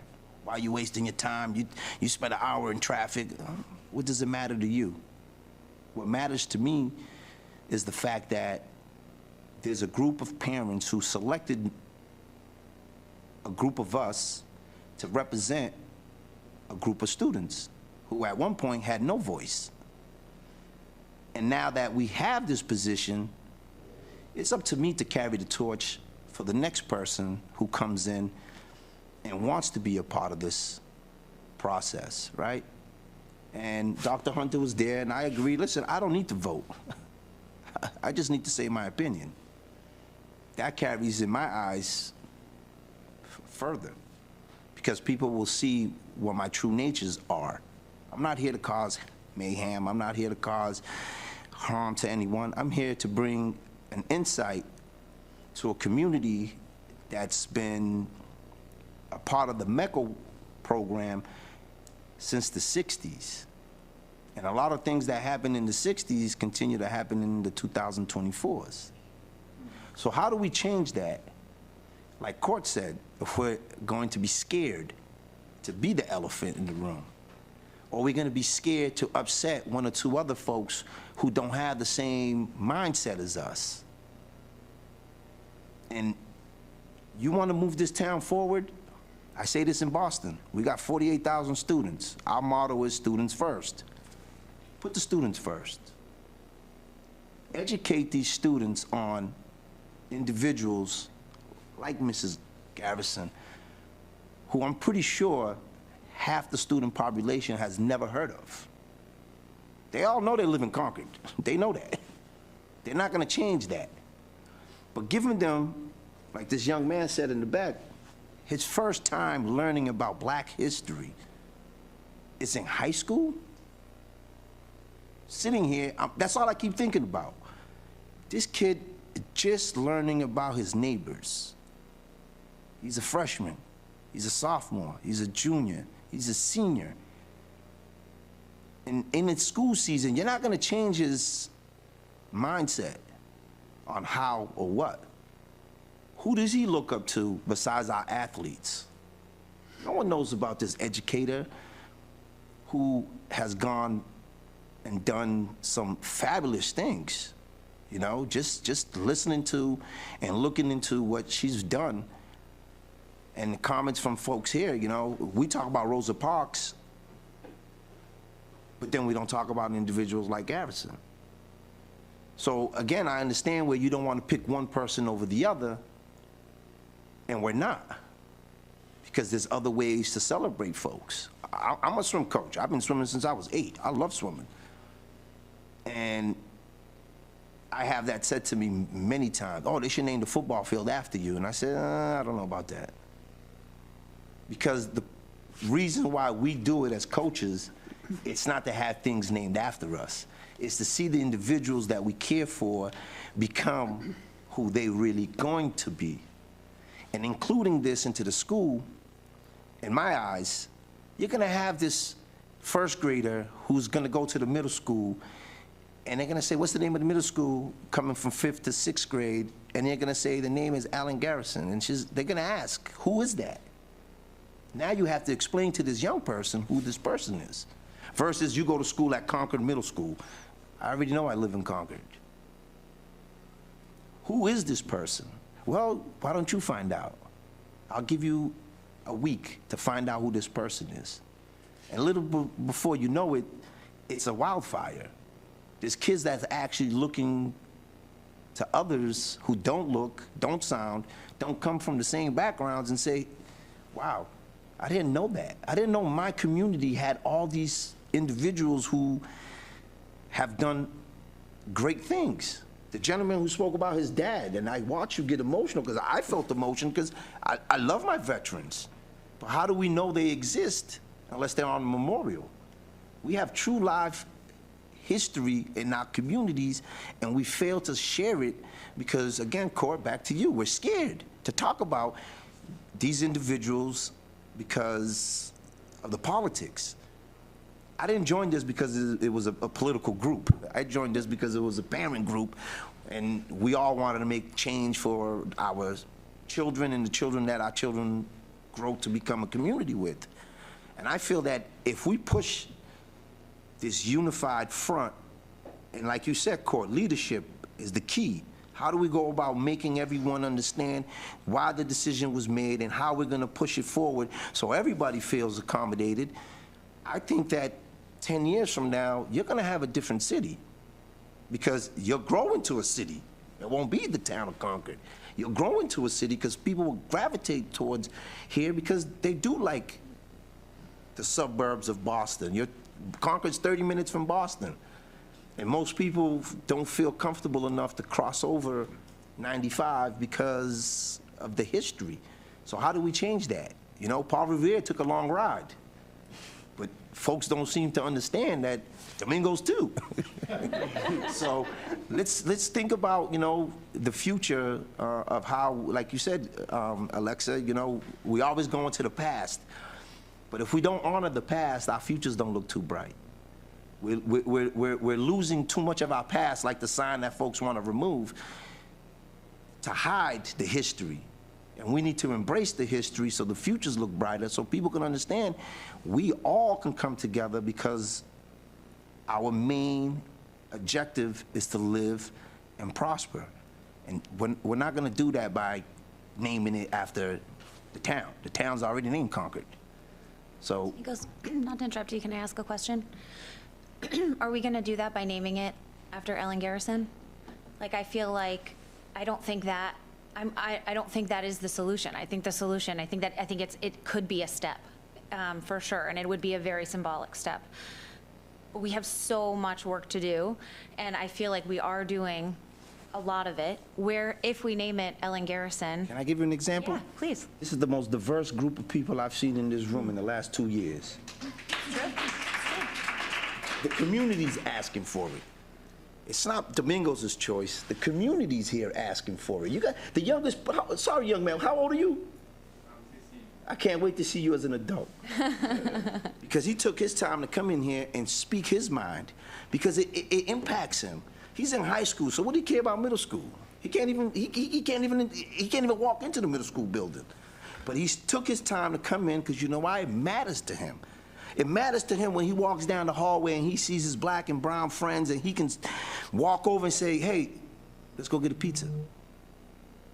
It makes him feel included when they talk about, these days they talk about so many different things that it blows my mind. But they're coming together. I'm listening to my son for 2 hours on PlayStation. I'm like, who you playing with? I don't know, some kid. I'm like, where's he from? He's from Jersey. Our world is becoming more unified. But we who live here doesn't seem to come together. We're coming together where everyone outside, you know, friends, I got friends in California I never met. But the people in Concord, for the last 13 years, I've met you guys. I go to every football game. I show up to every cheerleading event. I'm at the softball game. And I can feel the tension in the room, right? Between this group and that group. And for me, it doesn't matter, because I got alligator skin. So I walk in and I say, hey, what's up, everybody? If you reply, you reply. If you don't, guess what? That's your character, not mine. And this is why I had a lot to say. I mean, this is the most I've said all 2 years. 2 years. Because I know that this is going to push this town to where you guys want to see it. People should be coming. You have 130 MECO families. How many show up? They don't feel included. They sent me because they know I don't care. I truly don't, as far as being out of place. But as far as being an example, as far as putting my opinion on the table, as far as moving the needle, that's why I'm here. So we can understand that all of us, I say to my kids that I coach, I spent 32 years in the swimming pool coaching kids. You are as strong as your weakest link. We cannot pull as a team, regardless of what strokes you do. And swimming is an individual sport. When you're in the pool swimming a butterfly, you're by yourself, unless you're on a relay, just like track. And I've watched these kids on the track team push each other. I watched these kids on the throwing team push each other. I watched these kids on the football team push each other, no matter what they look like. One guy gets knocked down, the other guy picks him up. And I'm in the stands cheering that. And everyone's like, how come you know all these kids? I know football. And football taught me one thing. The guy standing next to you, like this gentleman said about his dad, he didn't care who was in that plane. He knew he needed to go get his comrade. He went and got him. That's what sports teaches us. But how do we teach our children who don't play sports, who don't interact with other students, who sit in their little secluded areas in the cafeteria because they're not feeling inclusive?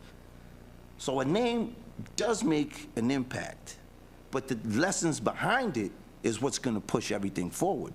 It's what's going to make, again, back to Court's point, leadership. How do we incorporate that? To sit here and listen to the young man say this is the first time he learned about Black history, that's like, to Andrew's point, you know, how do we make it so from as young as K1, preschool, to our senior year in high school, They have learned about so many different individuals like Mrs. Garrison. So at the time of their departure, that's a well-rounded person. They understand what life is really about versus, and I'm not gonna knock the man because the man did a great job. We only talk about a handful of black leaders. Dr. King, Harriet Tubman, Rosa Parks, Malcolm X, and they're not the only ones who have put their lives at stake for the rest of us. But those are who we teach. And having this individual as a name of a school, I think personally, you're gonna change your curriculum because the community's asking for you. From what I'm seeing, the community, the most diverse group of people I've seen in 2 years. And you've been here longer than me, so I can only speak for my 2 years. And in your time here, take a look at the group. Yeah, so Domingos, I couldn't agree more with your sentiments. And I think the good news is that we have, like, already, your kids are older, everyone, Dayla's the youngest in high school. We have curriculums in place. We already partner with the Robbins House, so Ellen Garrison is built into our curriculums at the elementary and middle school level, or mostly elementary? Mostly elementary. So elementary. So that probably happened after Dayla and Fox were, through. But, so that's newer to us. So to me, everything you're talking about resonates with me deeply. And again, I think that work is embedded inside the walls of a school, regardless of what it's named. And the good news, I think, about our committee is we're committed to that work. We have the staff in place to do that work. We have a really good team under Andrew. He's built out his team. And to me, that is what matters. Additionally, like, I do want to talk moving forward about ways to honor all of these individuals, because I do think they're worthy. And again, just because we're in the discussion part, I just go back to,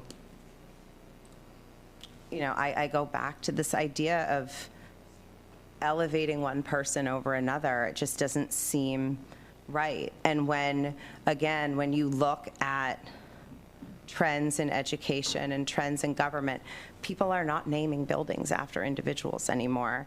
And I think that is actually born from a DEIB perspective, And again, to me, I just can't emphasize enough, like, why can't we tell all of these stories? We're already doing this partnership work with the Robbins House.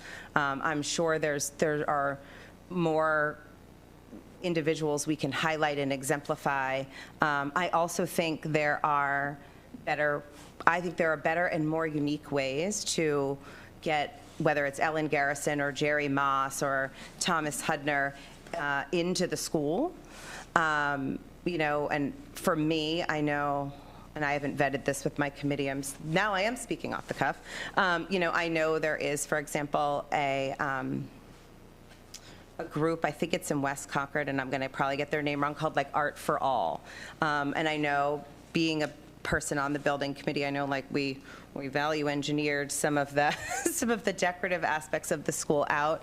Like, I would love to explore the possibilities of putting a mural of all of these faces, because they are diverse. They are black men and women. They are white men and women. That, to me, is so much more impactful than a name on a plaque. I would love the idea of kids walking into school and seeing all these faces kind of together, representing our past and our present-ish.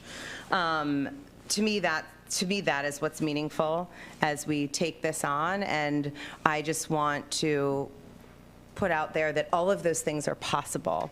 And I don't think, when we name the school, to your point, it isn't finished. This dialogue will continue. I think regardless of what we name it, after an individual, after the town, we are going to have more conversations about how to honor these stories that I think have moved many of us and many people in the town. So to me, that's more meaningful work that I would like to engage in.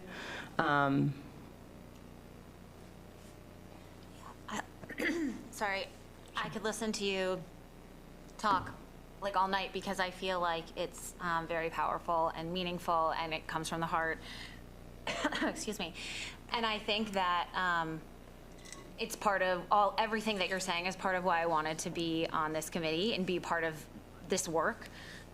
Because I do think that so much of what we do, I talk so much about mental health, character. Yes, academics are so important in our schools. It's the foundation.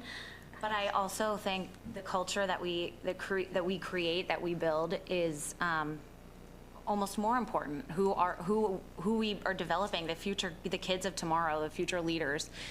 And I think that Ellen Garrison is a remarkable woman. I have learned so much about her this evening. I've learned so much about her over the last 10 months. I have loved every minute of it. I love this partnership between Captains Hudner and Brown. I just feel like there are so many people to honor, and it would be, I don't think that the naming of the building puts an end to anything, and if anything, we have to dig deeper and be doing more when it comes to equity and inclusion. I hope that, I hate to hear the stories where you don't feel welcome or included, or kids don't feel welcome or included, and I think that that's on all of us, not just at this table, but in this community, and that's on all of us to solve. I would love to name this building Ellen Garrison. I would love to name it after Captains Hudner-Brown. I don't think that the name is going to solve our problem, and my support for CMS is not because I'm afraid. It is because I believe that we are all of these people. And we have to be able to celebrate our history, the good, the bad, the great, and learn from it. And I do think Ellen Garrison is part of our curriculum. Could it be more so? Absolutely. Are there ways that we could continue to do better and be stronger? Definitely. And that's part of the work at this table that we are doing tonight under a spotlight, but typically with nobody paying attention. So I want to keep doing that work. I'm committed to keeping doing that work. And it is a big part of why I joined this committee in the first place, is to do that work. So that's where I stand. As hard as voting no will be, that's where I believe. I don't believe it's a no for Ellen Garrison. I believe. Yes, it is, though. It's not. I think the name really does matter. It is a very important thing. It is so critical to our kids learning something about a black woman in this town.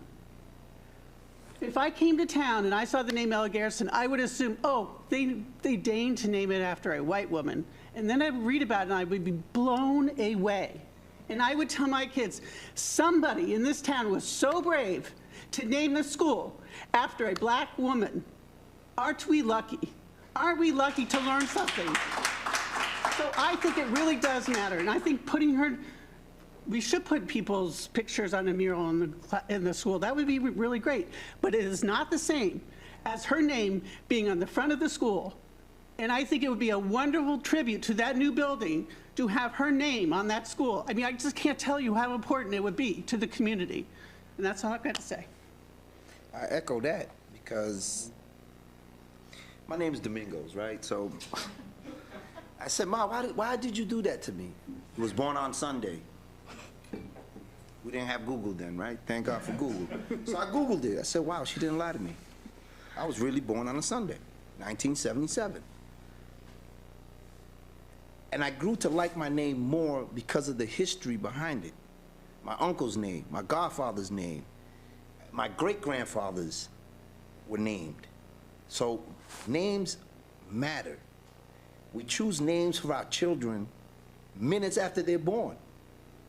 Some people don't have a name till the minute that they're born. Some people have the name the day they find out their child is born. I mean, their child is conceived because they want to name them after a great-grandfather, a father. We have a gentleman who's a third. I mean, it matters. Names matter. But to have a name that you've never heard, don't have no clue who it is, like Cynthia said, you're going to send a wave to Boston. You're going to send a wave across this whole state. Did you hear what Concord just did? They named their middle school after so-and-so. They're going to ask you, why? that answer is going to be the reason why folks are going to take Concord and look at it as an actual true pioneer in the DEIB movement. They're not going to look at it and say, oh yeah, they just got another black guy speaking to a group of black people just so it looks like they're doing something. Because that's the conversation. Folks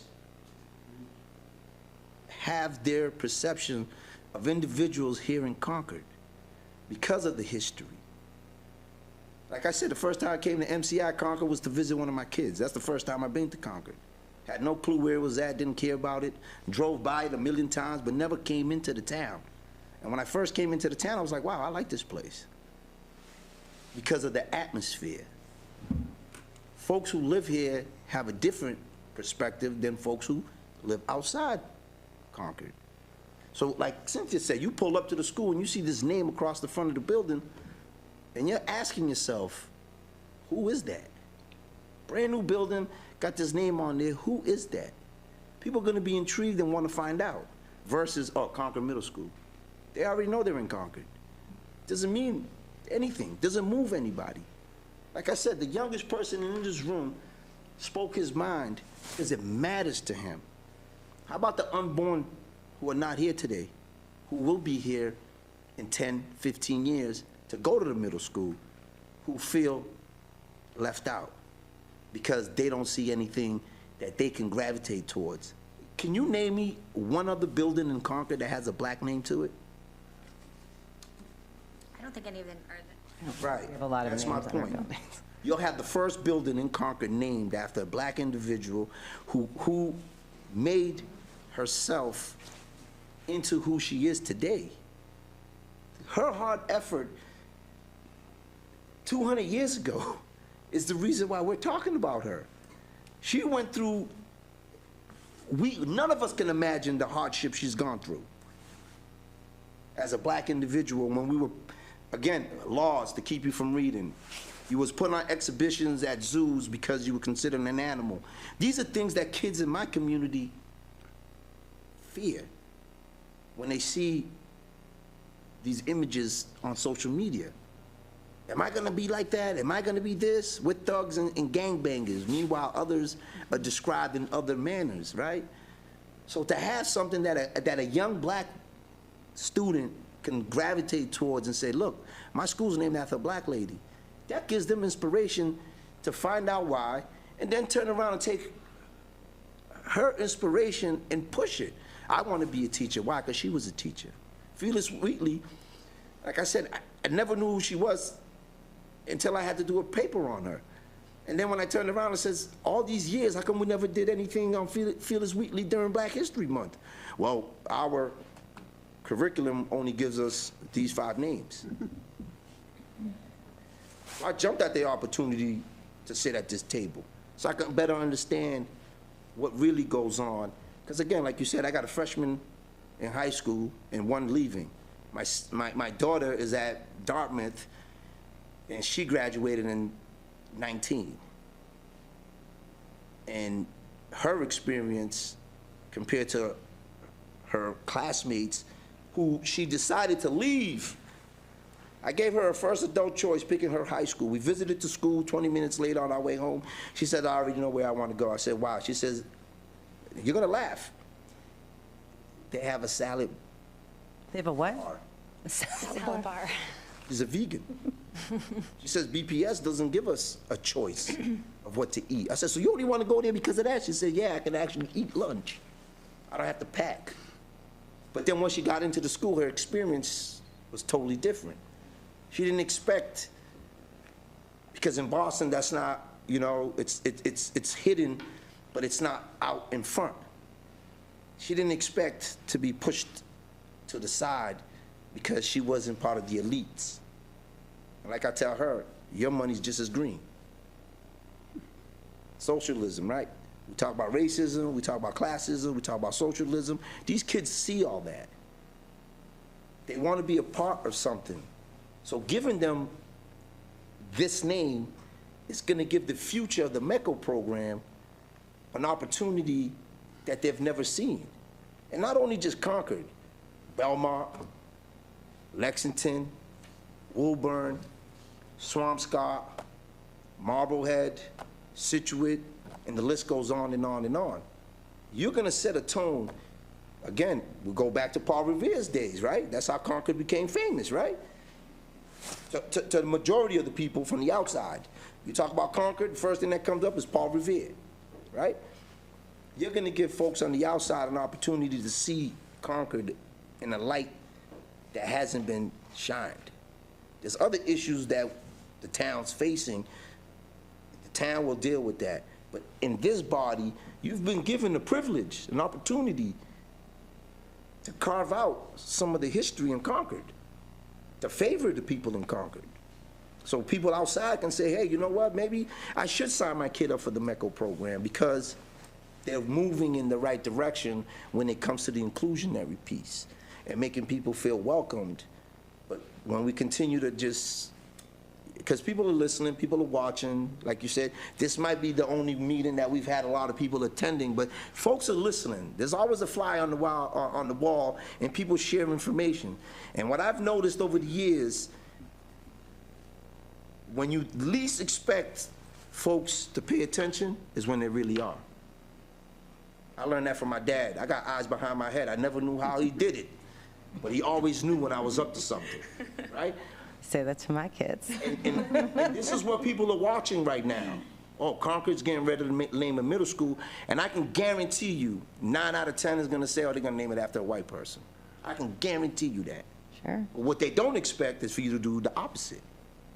And that's why I'm pushing to have us agree, because the town wants it. The people in the town wants it. They want to show they are willing to change, even if it's a name on a building. That building will stand for the next 50 years. And the folks who are outside looking in, they're gonna say, wow, great job, Concord. It's not the biggest step, you know, man on the moon, but it's in the right direction. And folks are gonna say, who was on that panel? They're gonna say Cynthia, Court, Carrie, Alexa, Tracy, Dr. Hunter, Bob, Domingos, the people that are here. They're gonna look at all those statements. They're gonna say, wow, these folks actually took their time and effort to make a stance. In my eyes, that's what I see. I see a stance. You know, we all have differences of opinions because of where we're coming from. I joined the group because my experience, believe it or not, was a very unique one. Because I grew up, the lady next door was Irish, the guy next door was Italian. The kid in front of me was Puerto Rican, so we didn't see color. We seen her cabbage, we seen his eggplants, and we had pastelitos. So we was very diverse. So coming to a town like Concord and all I can get is pizza, there's no diversity. So how do we show that? You know, we talk about the school's menu. How do we show that? We've been, again, the leadership from Dr. Hunter, she's pushing in the right direction. We didn't see eye to eye at first, but I understand where she's coming from, and her job is not easy, and I don't want it. You can keep it. I think we all can agree on that. We can all agree on that. There might be consensus there. So, Domingos, you have made a few references to the fact that a lot of people are watching us, and I'm sure that's true, and I'm sure what happens here is going to resonate beyond the borders of Concord. And I think that's fine, but I want to share with you that my focus is Concord, and I think it's the right thing for Concord. I prefaced all my remarks with the statement that I don't think this should be easy, I don't think this should be simple, and we're proving it's not. It's not. Whether it's Concord or Concord Boston or anywhere else where people are paying attention, not everybody's going to agree with any decision that gets made tonight. But I think there's one thing everybody will agree on, and that is that we've been brave in the discussion. And I hope we're brave in the decision, but we've been very brave in the discussion.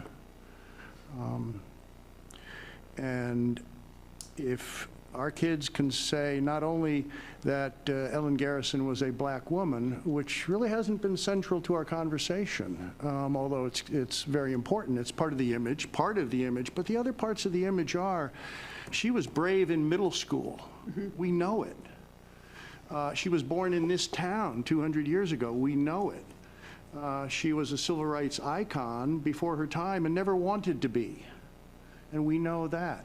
So the story is going to be easy to pass on once we start it. But we're not going to start it unless we choose to start it. And I think that's what you're arguing for, and I think that's what I'm arguing for. So let's start that story. Let's start one more narrative in this town that's going to impact people in a way that we think is going to keep us true to our promises.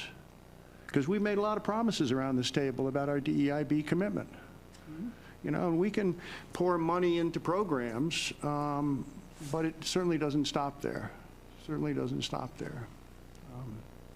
So whatever we do tonight, I want to thank my colleagues for being brave in the conversation. I hope we continue to be brave in our decisions. Yeah, I totally echo Court's sentiment, and I do want to thank all of you, and I want to thank everyone in the room tonight. And I do think it's important that we have these conversations, and I think any conversations, they all push us forward. And as I talked about, that is kind of what I really like about Concord and our community. We do all work to better this community. We're tireless in it. There's so many volunteers. We're all volunteers at this table. So there is a motion on the table, and if no one wants to has anything else to add, I suggest we... I'm going to ask for a roll call. Sure, fine. Can I just ask one more thing, just because we did make this promise to the public? So we have emails that have come in that we said those will also be considered public comment. Can you just review that? Because just so everything's out there. Yep, that's fair. Yeah, we did receive, like we mentioned, nearly 300 emails. We received, I did not take into account today's emails. We received about 160 emails in favor of naming the building Concord Middle School. We received about 94, sorry, in favor of Ellen Garrison. So I suppose when you do factor in that public comment, you know, we are elected officials, and that is part of what we synthesize and part of what we take into account, but it is not everything. But we did make a direct plea to the community to weigh in on this decision as part of a public process. And again, we got the 22 unique submissions. The names of Ellen Garrison and CMS were certainly the front runners, you know, with a fairly overwhelming majority for CMS. So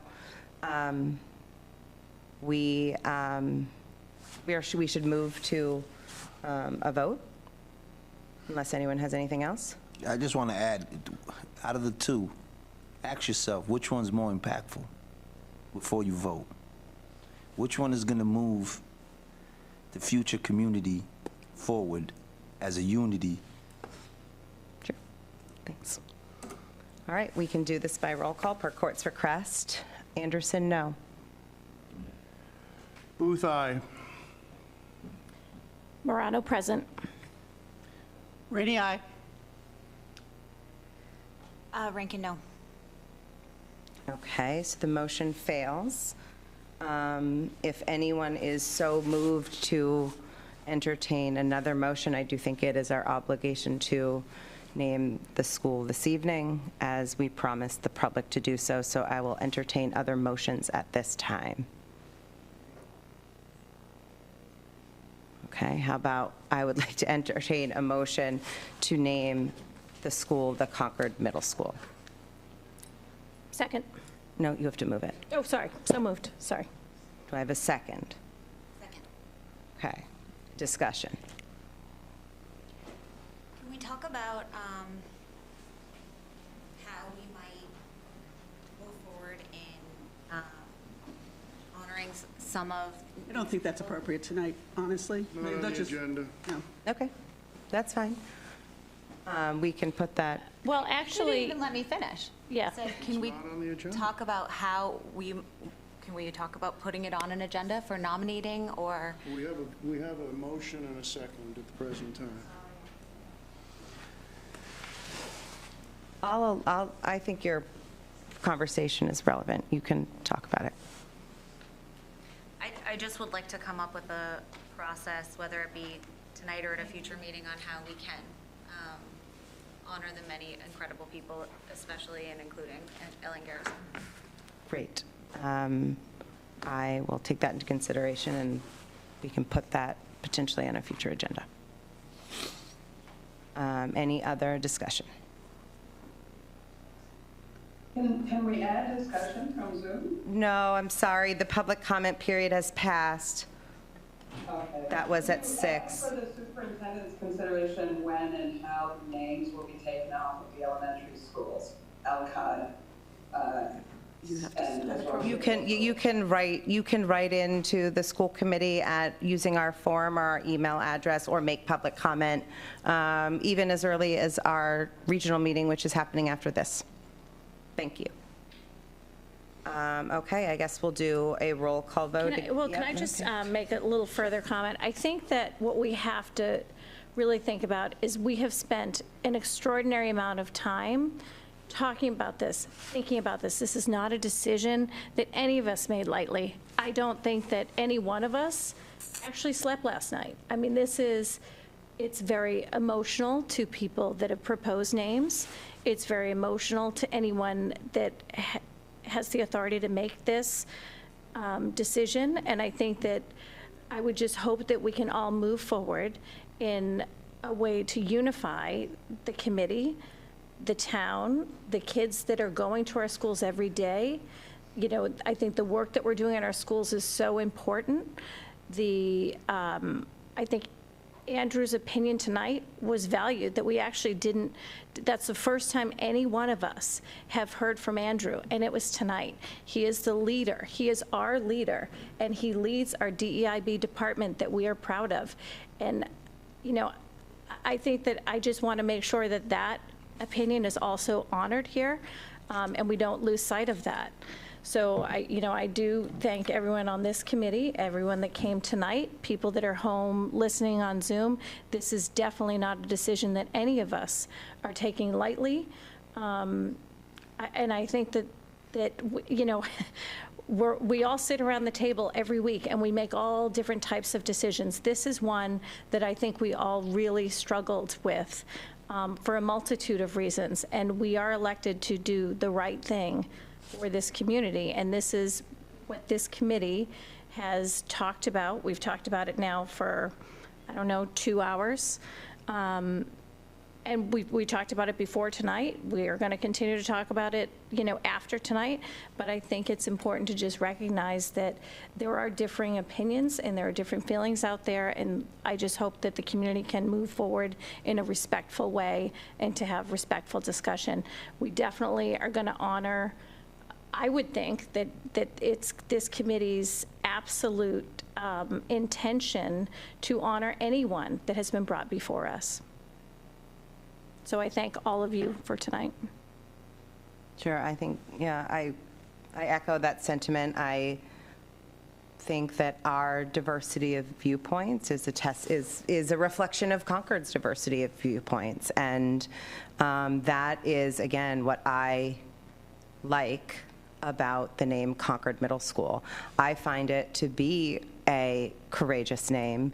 I think in this day and age, we should value the collective town. I do think, you know, what we talk about in our schools is valuing all individuals, valuing all voices, valuing all types of people in and around our buildings and in our community. And I think that name reflects that. I think I think there is courage in that name because, again, I think it demonstrates that we value everyone equally. And I do think there are better and more significant ways to honor some or all of these individuals. So I thank you all again. And I guess we do need to roll call this vote if there's no more discussion. Okay, Anderson, aye. Booth, nay. Morano, aye. Rainey, no. Rankin, aye. Okay, the motion passes. So at that, I am not adjourning our meeting. I am keeping our meeting in Actually, session. no, I think you need to adjourn it, and then we'll take a break, and then I'll call to order again. Go to recess. Okay. Oh, yeah, we don't need to adjourn. We can Go into just, recess. we are going to take a 5-minute break so everyone can use the bathroom and allow our Carlisle members to get situated. And thank you to the public, and thank you to my colleagues. So I am going to call the Concord Carlisle School Committee to order, and we are going to start with public comment. Is there any public comment in the room or at home? You don't need to get up. I know. You'd say it from the table. It's up to you. Very tall. Carrie Patel, 2025. I don't even know where I live. 85 Toffitt Road in Carlisle. While I am not obviously a citizen of Concord, we are joined regionally. And so while I have no say, I'm speaking for myself, obviously, as I have no say on the Concord School Board, I just wanted to say how very disappointed I am in the naming vote this evening, and how much I think naming that school for Ellen would have just, I don't even have the words, but because I don't even live in this town, and I am upset that that will not be the name of the school. And that's all I wanted to state. Thank you. Thanks, Carrie. Thank you. And looking online, I didn't do my general spiel about the 3 minutes. Sorry. But we're okay. All right, looks like we have Derek Pinto. Good evening to the school committee and leadership. Can you hear me? Yes. Okay, great. So my name is Derek Pinto. I'm the parent of 2 Concord Carlisle students and the spouse of a CCHS teacher. So I just wanted to offer congratulations to the French department on recently completing a 3-night, 4-day trip, the 1st to the 4th of February, an international trip to Quebec City, Canada for 27 of our CCHS students who enjoyed all kinds of activities, from dog sledding to eating at a sugar shack, some lessons in French-Canadian history. They visited the very reputable McGill University in Montreal on the way, and then proceeded to enjoy a host of activities at the biggest winter carnival in the world in Quebec City. So the trip was led by staff members Nuna Pinto, Lena Smith, and Tyler Patterson. And I think the trip really served to underline the importance of our value of world language programs. So it facilitated our students' ability to communicate in a language other than English. So I think it's important because approximately 7.2 million French speakers reside in Canada, and there are 76 million native speakers and 235 million daily speakers of French. So I'd like to think that when we talk about the Concord Carlisle mission and it being to educate all students as lifelong learners, creative thinkers, and caring citizens, and responsible contributors in our increasingly diverse global society, that we're talking about opportunities like this.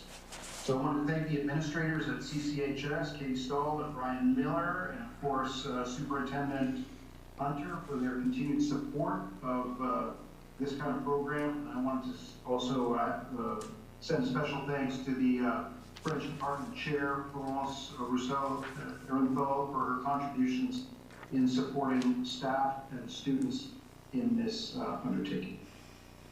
Thank you. Thank you so much. Okay, and anyone else? Nope. Okay, we can move on.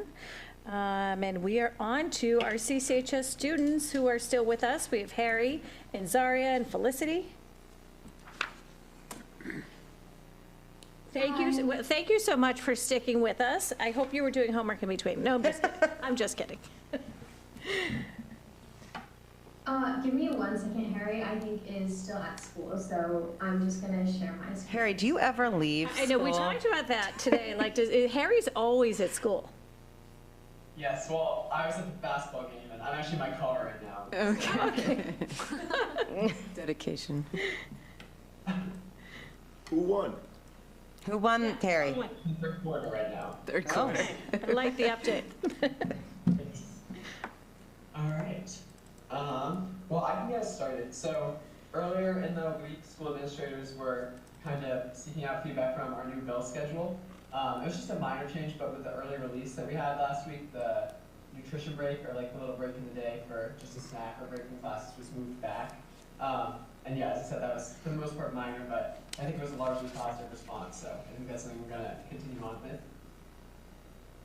Last week, I think, we had an alumni panel that was for junior students, and I just feel like it was like a really interesting and like impactful thing that we got to experience, like knowing where a bunch of alumni ended up after school.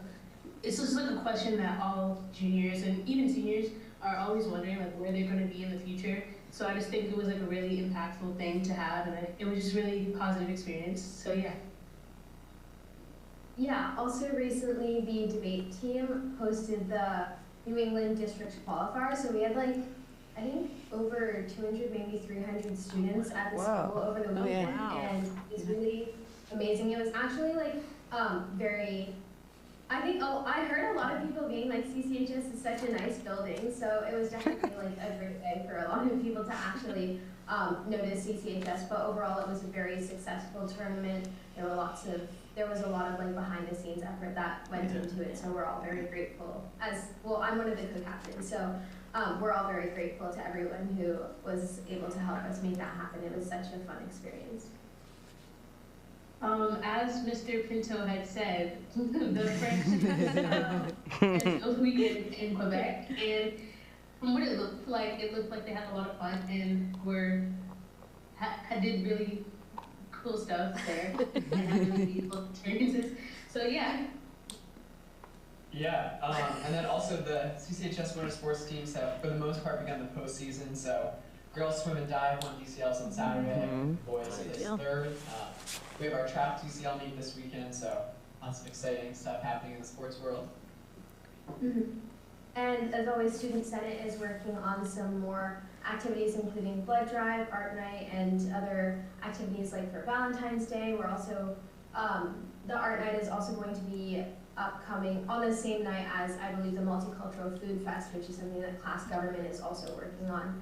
And lastly, this is like the time around which we start selecting courses for next year. So for everyone who's not a senior like Harry, which is unfortunate, Harry, we're gonna miss you, but it's definitely like fun to think about what we're going to take next year, especially I think for me and Zaria, because it's gonna be our last year next year. So it's pretty fun, pretty interesting. Yeah, so that's all we had today. That was awesome. Felicity, I am going to call you out specifically for planning that debate event, because as someone who has planned events, it is a ton of work to do, so we appreciate that.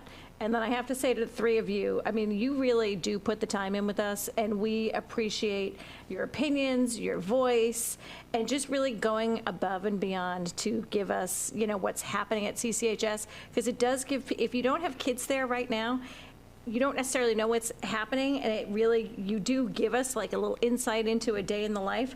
So we certainly appreciate that. So thank you so much. Anyone else have anything for our reps? No, just to echo your thanks, and not only for the report, but for sticking around, being patient with us. Thank you. Yeah, totally. Totally. Well, thank you. We look forward to seeing you after break. Our next meeting is February 27th. So we will see you then. Oh, yeah. And do you Enjoy guys your know break. the date of the Multicultural Fest? If you don't, it's fine. Do you know the date? March. I know it's March. March 5th. I'm not sure the date, but Okay. It's March 5th. March 5th. All right, so I would just tell the school committee members, if you've never been to one of these, it's really awesome, and you can bring, if you've got little kids, or if you've got adults living in your house that are still children, no, I'm just kidding. You can bring them with you. It's like a great dinner out, and you get to sample a little bit of everything. And if you'd like to bring a dish or do a table, you can also put something forward to do that. I know a lot of the teachers do it. We could do something. I don't know. Like, you never know. Like, I mean, we're really excited. Invite Go ahead. 20 of your friends, because it's packed. It's packed. Oh, it's packed. We should do that. That could be fun. And this year, we are meeting our goal of one festival at every school. Yeah. So you could travel and have a month-long event. I don't cook if you'd that like. much. Maybe Right. we could each commit to bringing it now. Anyway. No, but we could have a little table if we could commit to something, like a little potlucky about it. thing. Everybody bring a little something. You can Let's cook, think about Renee can cook. You Right? cook? And Annabelle cook? I don't cook. Renee could candy Potato make. cooks I'm in just my saying. house. And think twice about whether you're going to need electricity or not. Yes, I agree. Yes. Anyway. Yeah, bring extension cords if you bring a crock pot, and hope for the best. All right, Okay. thank you so much. Thank you guys so All right, much. Thanks, guys. Good night. Thank you.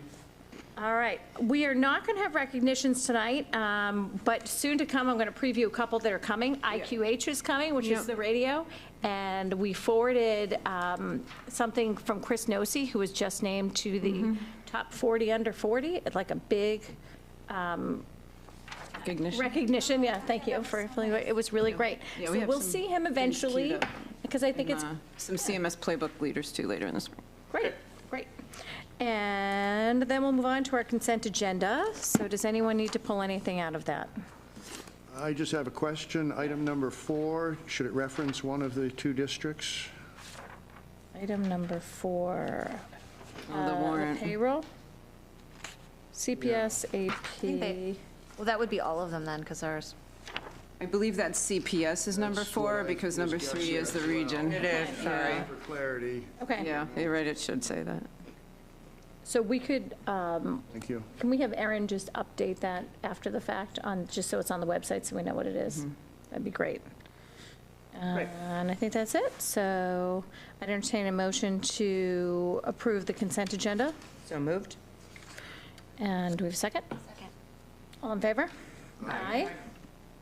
All right, on to correspondence. Let's see, you already dealt with correspondence at CPS. Yes, I think, yeah, we had a tremendous amount of correspondence. We're grateful for the engagement. It was extraordinary. And I'm just going to bring it up. I think there was one piece of correspondence for tonight. Sorry. Nope, there were 2. One was about our audio from last week from the mosquito reporters. So I'll just again say to Karen and to Sarah Hart, if you're on, thank you for bearing with us on that. And then we had another item just, which I distributed to you guys, the solar task force information. So you should also have that. Right. And the superintendent's, Dr. Hunter does not have an update for you tonight. I don't really have any updates. I think we have all been to a bunch of meetings recently. I don't think I have anything pressing to update. Anyone else have anything pressing for The only tonight? thing that I'll just remind all of us that next week, we are going to be meeting with both the Select Board and the Finance Committee. We won't be calling to order per their request, but we will be, participating in some budget discussions. And we'll be supplying some materials for their review. Yeah, would you clarify that it's Concord and Carlisle at different points, so we're all clear on who's going to be in attendance? So they've only requested that Alexa and I come. They have not requested. Oh, no, but will there, I believe there will be. Carlisle representative. Yes, So, Carlisle yes. will be represented. Let me clarify. So on the 12th, both. I'll just say it should be the Select Board, and it will be the Carlisle Select Board Chair and the Carlisle FinCom Chair, and probably Victor will also be joining us. He's our FinCom liaison in Carlisle. Okay. So Parashar will be there, and maybe Eric Dahlberg might be there too. So that's my understanding. And then on the 15th, the Carlisle FinCom is calling to order. The Concord FinCom is calling to order. And they've asked us to be present there also. They have not requested us to call to order. It's certainly something, if people are going and you want to call to order, we could do that, and we could host a meeting, but No, I think we what we're haven't been there- invited as a yeah. committee. I think what we're there to do is answer like factual questions. I don't think we're there to debate or deliberate or, speculate. So we've provided, specifically the select board has asked, in Concord, has asked for very specific information that has been provided. And actually the finance committee, I think, has asked for specific information too. So some of that actually we're discussing We're gonna tonight. discuss It's in our later, yeah. packet. Yeah. You guys have all had the opportunity to see those materials. So, again, I don't think this is anything more than an opportunity to answer questions. And I believe Bob and Lori are both coming as well. Yes. And just for clarity, I have not sent everything to Concord. Henry had asked for it on the 29th, and we haven't met, so I have not sent all right. those materials to him. So I created that folder in the drive, labeled, I think it's labeled something like budget SB/FinCom, it's something like that, and it's a folder within this agenda overview packet. Yep. Does that make sense? So that's there, and that's for us to discuss tonight. And then the only other thing happening. Sorry, Tracy, real quick. On the 15th, where's the location and what is the time? So we're uncertain of that. We're assuming it's the townhouse. It is, Concord. I believe. So there was a TBD, but we'll be here in Concord in the townhouse in what they call the select board room, which is on the second floor. Where's your townhouse? I'm sorry? Right in Monument the Square, right in the square. center of town. Yeah, their meeting time is. You know where again, Holy, yeah. As you drive through, coming down Lowell Road. Is it the one that was It's- under construction It's forever? the second big Yes. one on the left when you're, when you're coming through. Well, It's there are a bunch, both FinComs? both FinComs. Will definitely not be in that select board room. No, it may not be in the select board room. Yeah, it could I be think in the it's gonna be in hearing room. Yeah. So we'll get clarification and let you know if anybody wants to come. It will be on Zoom also if you want to listen, either way. 7? We've been invited to clarify their meeting, so yes, Okay. their regular business meeting, which is 7. Okay. But at the select board meeting, we're last, so Correct. not a There isn't specific time on a that, on set the time. 12th. Does that make sense, everybody? So they'll have their meeting, and then we'll come on kind of at the end, at the meeting on the 12th, which is the select board meeting. And if we have, and I know that we definitely have select board members on here tonight, and we probably FinCom, if we get clarification, we will send it out to you, so you know time, place, materials, et cetera. Is it, are they all next year's budget, capital? It's the request, you guys have the letter, it was CPS budget FY25, regional budget FY25, capital FY25 and beyond-ish. I'll say ish. It's Not for CPS. They've, because we are doing the facility study, they recognize that we can't speak to projected capital plan anymore. So it would just be for FY25 for CPS. And then at the region, the request was for FY25 and beyond. And so you do have an additional amenities building slide deck in there that I've actually been sent, I've got some input from Carlisle FinCom actually on it with Victor. So we've gone back and forth a little bit on maybe some adjustments and some things that they may be looking for.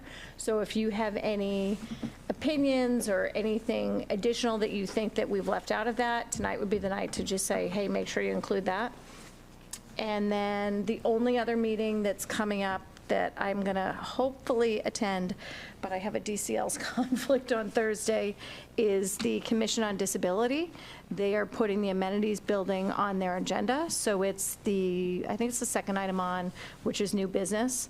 So I just may need some assistance if the time runs over.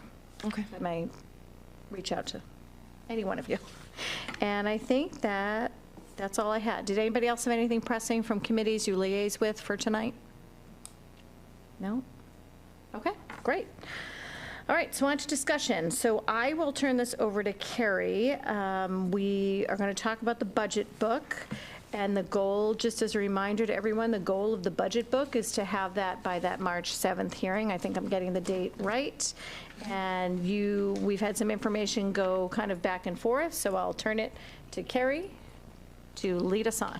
Yeah, so I sent an email around to everyone. Bob has laid out sort of an overview of what he expects to include in the budget book. I don't want to speak for Bob, so I'm not going to. I know that a few folks have asked for some other additions to be considered. I have forwarded those on to Bob. We can kind of use this time however we want. We can go through each of those requests here, or if anyone wants to ask their questions or make their suggestions, we can do that. I think from here, Bob will create the document and have it ready for the March 7th hearing. So I would very much like to discuss what's going to go in the book, because I believe it not only represents the work that Bob and Central Administration does, but it actually is technically our statement to the community, because we do have that among our few responsibilities. I would hope, Carrie, that we could expand the conversation a little bit and not limit it to a book, but rather why the book, what do we want to do with it, what's our purpose, what kind of outreach do we want to have with the communities that we serve. I don't want to just stop at the book, but rather take a look at our intent with the book. Mm-hmm. What are we trying to achieve? Because Sure. the book, that's a table of contents discussion. So what? We've had so many books over previous decades that we kind of know what they look like, and we kind of know what our essential data is. Yeah, go for it. Yeah. So if you're asking me for a proposal, I guess I'd put some questions to you. Is there any plan thus far as to how we would release this? Well, I think, For example, in previous years, and I'm not advocating this necessarily, but immediately prior to town meeting, the school district would send out a really high-level, simple summary of our wonderful accomplishments and our necessary budget needs. And then people would take interest, and some of them would seek out detail. And that detail could be had in the form of the book or a website source. So Yeah. again, I don't know if there's any plans already in the works for communication with this being central to it. I personally love the idea of a narrative document that's simpler. This is obviously very dense and detailed. I love the idea of a narrative document. I wonder if we could separate the two, give Bob the authority to do the budget book as this table of contents, and then once we have that information, we could discuss what we'd like to do with it. Because I agree with you. I think it would be great to say, a budget, we've all said, a budget is a value statement. Let's tell the story of what we value based on how we're spending our money. Carrie, would you suggest that we would write that collectively as a committee? No, Oh. we would ask the administration. Okay. I would offer up something different, which again, I'm biased because I was part of it back then. There was a time for a number of years where every single department head and every single administrator was expected to put 50 or 60 words out.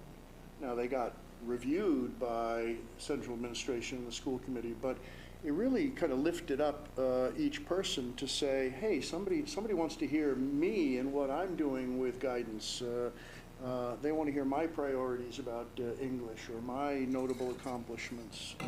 And each person got to step up and present something for review. It had to follow a template, of course, and had to be brief. But there was a certain measure of self-reflection at department level or building level that was, I thought, very useful. And also some accompanying pride. Hey, somebody's asking you directly for your story. Even though it was 50 words, it's super brief. But that's another approach that was very successful. And then there were times when there was no budget book at all, and then there were times when there were PowerPoints for a couple of years. Yeah. So we've done all kinds of things. I don't know if you've seen the actual books that we used to produce. I have. They're, literal book, I assume so. They're a paperweight Yeah. up in my... The Rainbow book. No, he's talking about the old budget books. Only way you could go to see the rainbow, you've seen the rainbow books?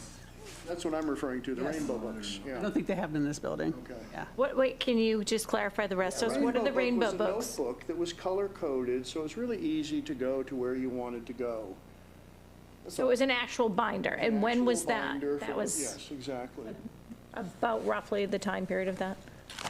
25 years ago, 25 years ago? Yeah, probably. 25 years ago. Oh, wow. Wait, it was 20, so that's what they did 25, well, so I poked around a little bit this weekend because I'm like, okay, let me just look around at everybody's budget book. And I texted you, Carrie, and shared, I was like, where's Carla's budget book? I can't find it. And you're like, nope, we don't do one.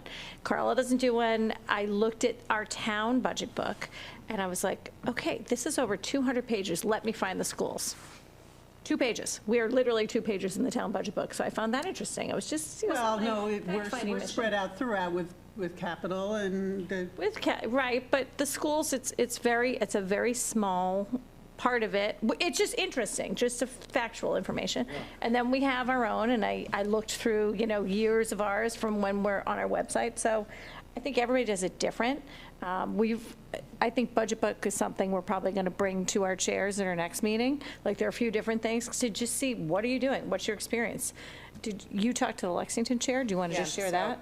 Yeah, so it's interesting. So the Lexington chair was saying to me, and she sort of made me think, they're actually, she wanted to forward it to me, but they haven't, it's not official yet. They're streamlining their budget book. And to me, because I think last year their budget book was 200 pages, and they were like, that's a disaster, it's too much. And to me, when I think about the budget book, you want it to be a document that people might be interested in. If we're going to put all this effort in, right, you want it to be something that the people in the community might actually reach for or click for or whatever. And I was thinking that, ensuring that everything that we put in there is somehow meaningful or interesting to the community and not put a lot of extraneous kinds of things in. So I really appreciated what the Lexington School Committee Chair was saying that their objectives was to sort of streamline and create a story that people might be interested in, to your point about narrative. I'm looking at their budget book. I'm sorry? I'm looking at their budget book right now.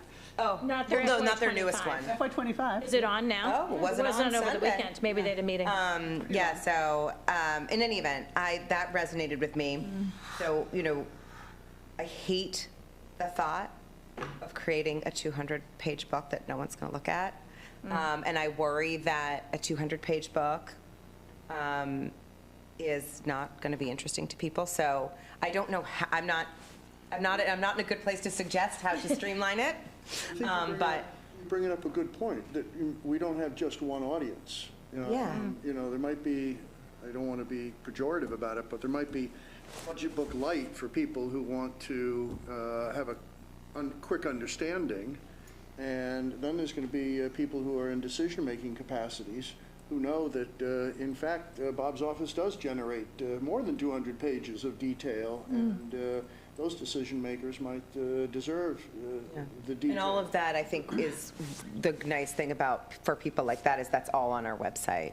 So you can click around and find it. It's not, to Carrie's point, in the narrative form that might capture the attention of a more casual person. So, I think we have a good, for the detail-oriented person, the good news, I think, is that, we do that. So it's how to make this document compelling. So I have a very different perspective from yours.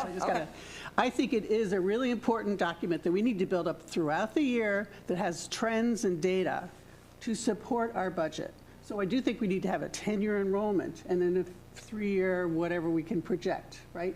We need to have a lot of information about special education, trends, programs, costs, in district, out of district.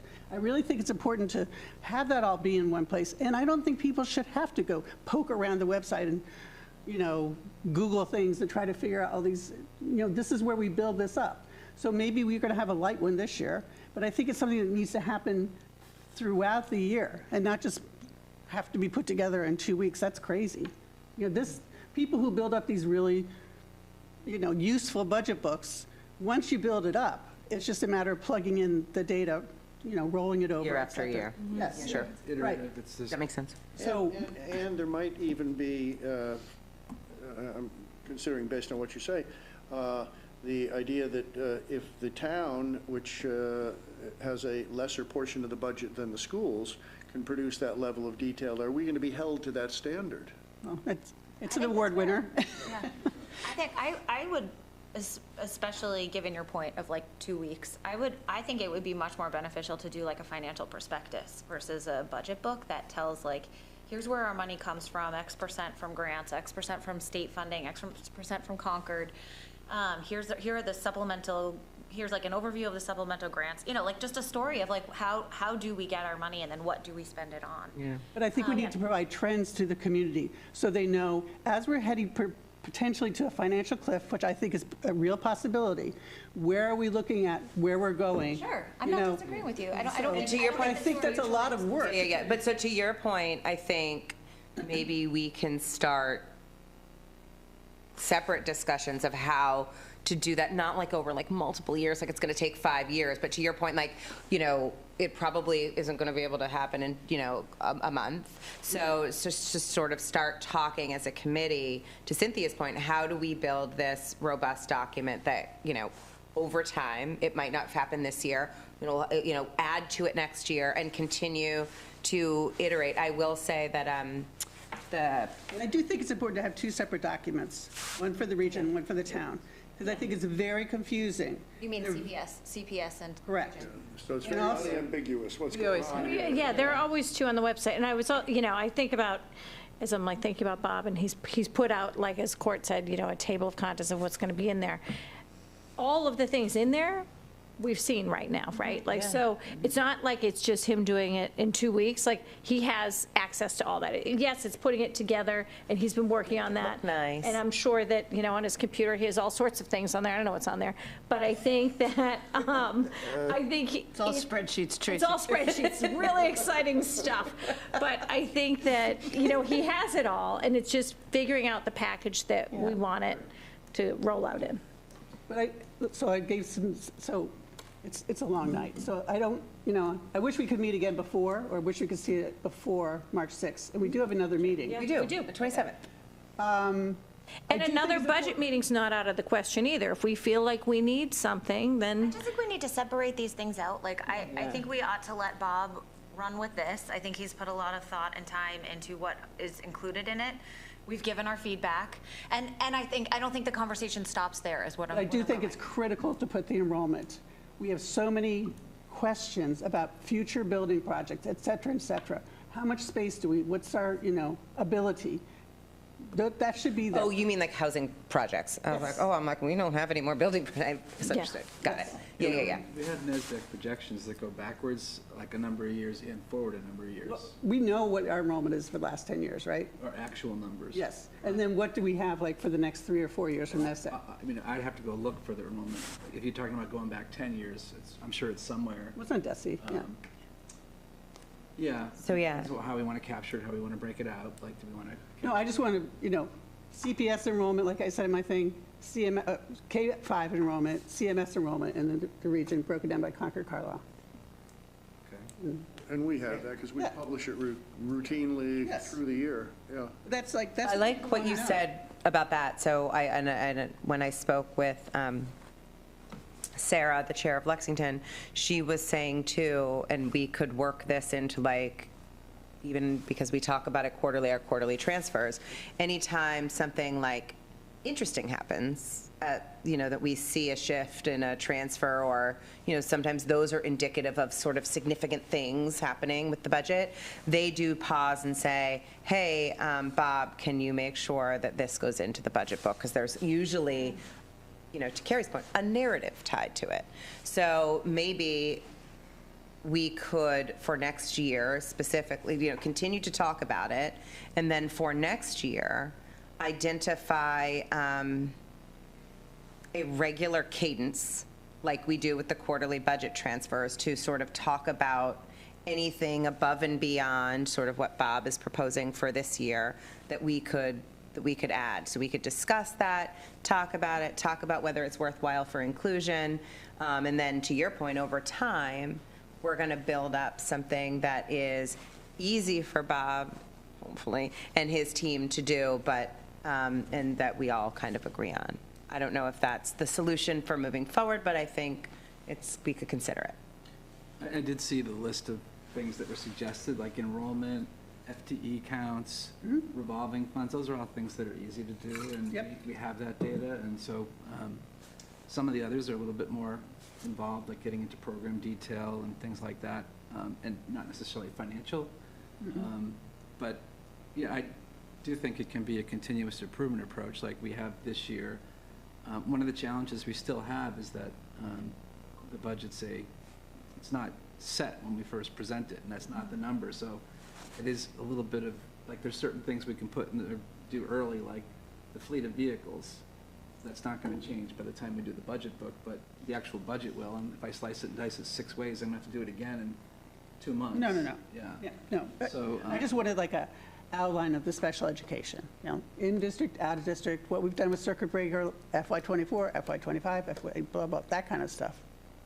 Not to get too ahead of our, oh, sorry, Court, go. Sorry. I think to your point about projections, helping people understand what we know in the past and what we don't know about the future, I think we can mention that we've got 40B projects pending, and we have big surprise. And we have a big 60-acre site in question. We have another 46-acre site in question. This town could change profoundly. Yeah. We don't know. We Totally. I think Literally we know don't know. something's going to happen. Yeah. We know something's going to happen. Something is going to happen. Or, Very much. yeah. I'm sorry. Oh, sorry, no, and I was going to say, if you, I'm going to charge you with this, Cynthia, if you can make a mental note, and again, not to get ahead of ourselves, this to me, like as we talk about this to me is like a perfect idea for a goal for next year. Totally. Something that we can all work on. It will commit us to this project. Again, I would like to see us commit to a regular cadence of this kind of discussion so that we can ensure that the narrative is out there for constituents who are interested in a meaningful way, whether that is a 200-page budget book or a 100-page budget book, I don't know, but, I think the more we talk about it, that to me is a really clear, definitive goal that we can commit to, that's tangible. Okay. Yep. Court. I would very much like to hear the suggestions that came in, and so you can consider which ones might be very wise or unwise and why, which ones are very doable, which ones are going to be a big lift. Because each of us contributed our individual ones. I don't know who's seen the entire list, but I'd very much like to do that tonight, because now's our bite at that apple. Nice. Yeah, I mean, we can do that. The other option is just given that it's 9 o'clock, and I'm happy to do that. But just given the time. timing. Long is read us a list. Well, no, because some of them were quite lengthy. But, which is fine, actually, that's fine. The question is, I could also just circulate a list of all of the things, and if there's feedback, we could do it over email. Like, not deliberate, but. Okay, but when you say things are very lengthy, but if it's reduced to table of contents language, it can't be too lengthy. Sure, well then why don't you start with your, do you want to just go around and add our thoughts? Well, I'll look mine up, but I was wondering who collected them. Yeah, I have them right here, but you can also. Could somebody just make it easy and quick for us? That's all I'm asking. Okay, so Cynthia wanted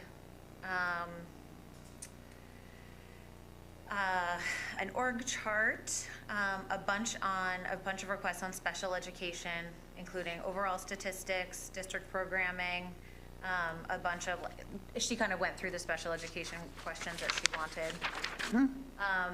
I think that's it. Anything I'm missing on region? No, just CPS, it was FTEs, enrollment history. She's already talked about all of these. Do we have any feedback? I will say overall statistics is not specific, and I wouldn't do anything with that unless it's more specific. I think overall statistics you included in your, like, I think there are a lot of statistics. Somewhere down below. Special education, I said overall statistics. Okay, great. And then court. My only comment on special ed is we get a lot of feedback through CPAC of not making special ed be about money. And I just want to be sure we're balancing that messaging. It is a driver, I understand that. I'm just trying to balance the messaging we're sending, that if we put too much detail in there, maybe it becomes part of, maybe the programmatic and all that other thing goes into whatever this other document's going to be, and we highlight more at a higher level this time. I don't want it to be disproportionately heavy on sped, I guess is all my I hear what you're comment. saying. I Yeah. don't disagree, but I would offer up this comfort, is that even with our in-house programs, we're not a big outlier percentage-wise. No, we're not. No. So we It's don't. more of an educational thing to make people understand It's how you present it, too. the mechanism, how it all works, this. I mean, we have a chart, you've seen the charts of the programs and the descriptions of them. I don't know why we would recreate anything at this Well, we could just put them in. Yeah, we have the, like, to everyone's point, we have most of this. It's just aggregating it and. I think we're trying to address the person who says, why'd you make me look so darn hard? But a lot of people don't understand that a lot of it is funded through circuit breaker in terms of out-of-district costs. So, I mean, I know it's good to bring, for many reasons. I get the point about bringing kids in-house. But just so people understand how it all works and the mechanics of it. Just like kind of like a summary of circuit breaker? Yeah. Okay, without numbers, just what do you mean by historical? Just for What do we clarity. get for FY24, FY25, FY20, what are we projecting? I think there's like 0.0002% of the population who understands what circuit breaker is. Like, That's not, it's for our other elected officials, our finance committee. People are interested. I mean, think that's sort of her argument, is people don't understand, so let's. no, I know, so that's why I'm saying if we're gonna do that, it has to be accompanied by an overview of what it is. Oh, okay, sorry. Sorry, I thought that's what Tracy said, and then you said, no, the actual data, both. Both. Okay, great. Yes, 'cause, Sorry. yeah. I'm not arguing with you, I'm just trying to No, understand. you're just telling a story, right? This is special education, this is how it's funded, some portion from the general funds, just how it kind of works. Okay, got it. So Court's suggestions were some overlap, FTEs, revolving accounts, information on the various revolving accounts. Which I think might even be here already. Yeah. Yes, they are, they're here. Yeah. They're here. The major revolving accounts, we're not going to go into like the book library fund, that it's $1,000 balance, but like athletics for the region, circuit breakers, kind of a quasi-endowment revolving fund, preschool, like just the big revolving funds. Is $1,000 a threshold, or $5,000? What are you declaring the threshold to be, in your estimation? 5,000. I mean, we have some small things that are noise that I'm just going to add. Oh, the microphone, Bob, Bob sorry. and Court, I Yeah, think. so, significant balances of 5,000 plus. That July 1 captures balances? Yeah, that'll be like 98% of the dollar balance. Because none of them empty out. That's the whole purpose of a revolving account. Yeah, except for preschool, we intentionally fully spend that one down. Great. Okay, so Bob will work on this budget book for the purposes of March 7th. He will take this feedback and create a budget book, and then a lot of the bigger picture stuff we will work on towards collecting over the next 12 months. A budget book in its entirety, is that what I'm hearing? Is there a desire to have a paper copy? I don't. What we've been, when we were doing them, we were printing maybe 10 or 20 copies for FinCom and a few extras, and everything else was electronic, and Bud would just do it here. Okay. So not that many of them. I don't That's want what we were paper. doing, because there were some asks. We would tell them it I was would on rather- request. We didn't just deliver it. I would do it, on request, just, Okay. it seems. I think we maybe printed 10 or 15 Okay, great. most. So will or will we not see anything at the next meeting? I just want to get it. My worry about the next meeting is the vacation, and I don't want Bob spending his vacation I'm doing not worried this. about it. It's not going to be ready next meeting. There's your more direct answer. I was being savvier about it, but. It's going to be a surprise. All in favor? Okay. Yeah, But you could just distribute it to us when it's ready. We don't have to deliberate about it, because if you have all the information now, then we wouldn't really need to discuss it. We would have it before the hearing, right? Yeah, and some of this, Yeah, not sure how far there's before. two pieces to this. One is there's individual pieces of data that support it, and the second part is assembling it, which is a little bit more work than it sounds like, and Yeah. getting it into the right order, and Yeah, getting it to it's look a lot more cohesive. tedious than if you say, can you get this, can you get that? I can do all those. It's a lot of work. Assembling it Yeah. into a single document, And paginate it is going to be, because you're getting all these different sources that have to be paginated. I hope it's two documents, though. It'll be two. CPS in the region, yes. Oh, definitely, definitely. Anything else would be very confusing. Yeah, great. But it's always historically been two documents, so I just. But to that There were point, two let's go a little bit further. And I should know the answer to this. How do we flag what is a 60-40 or a 50-50 split so that people understand they're only looking? Carried in at part both of the books, pie? usually. No, but I mean, how does the reader know that they've only got part of the answer, the other answer Yeah, is that's over here? going to be what we have to figure out if we're not doing huge Do we narratives to go with asterisk it. some of I mean, we know what the splits are. We've got 100 splits out of Yeah. a bazillion line items, right? Yeah. yeah. It'd be useful, but otherwise each of us individually have to figure that out for ourselves, one by one. We'll give that thought. Yeah. Yeah, I don't know if there's If you do it once, it gets easy in the future. Yeah. You've already asterisked your shared costs. We should know what the shared costs are. Carlisle in particular wants to look at shared costs. So. Okay. Yeah, no, I see what you're saying. There's different ways of doing that. One is to say at the beginning, there's certain things that are split 60-40, like certain staff. I'm 50-50 actually, but like some typical of this building, 60-40. There are some things where you might have one account that has some shared costs and some that are specific.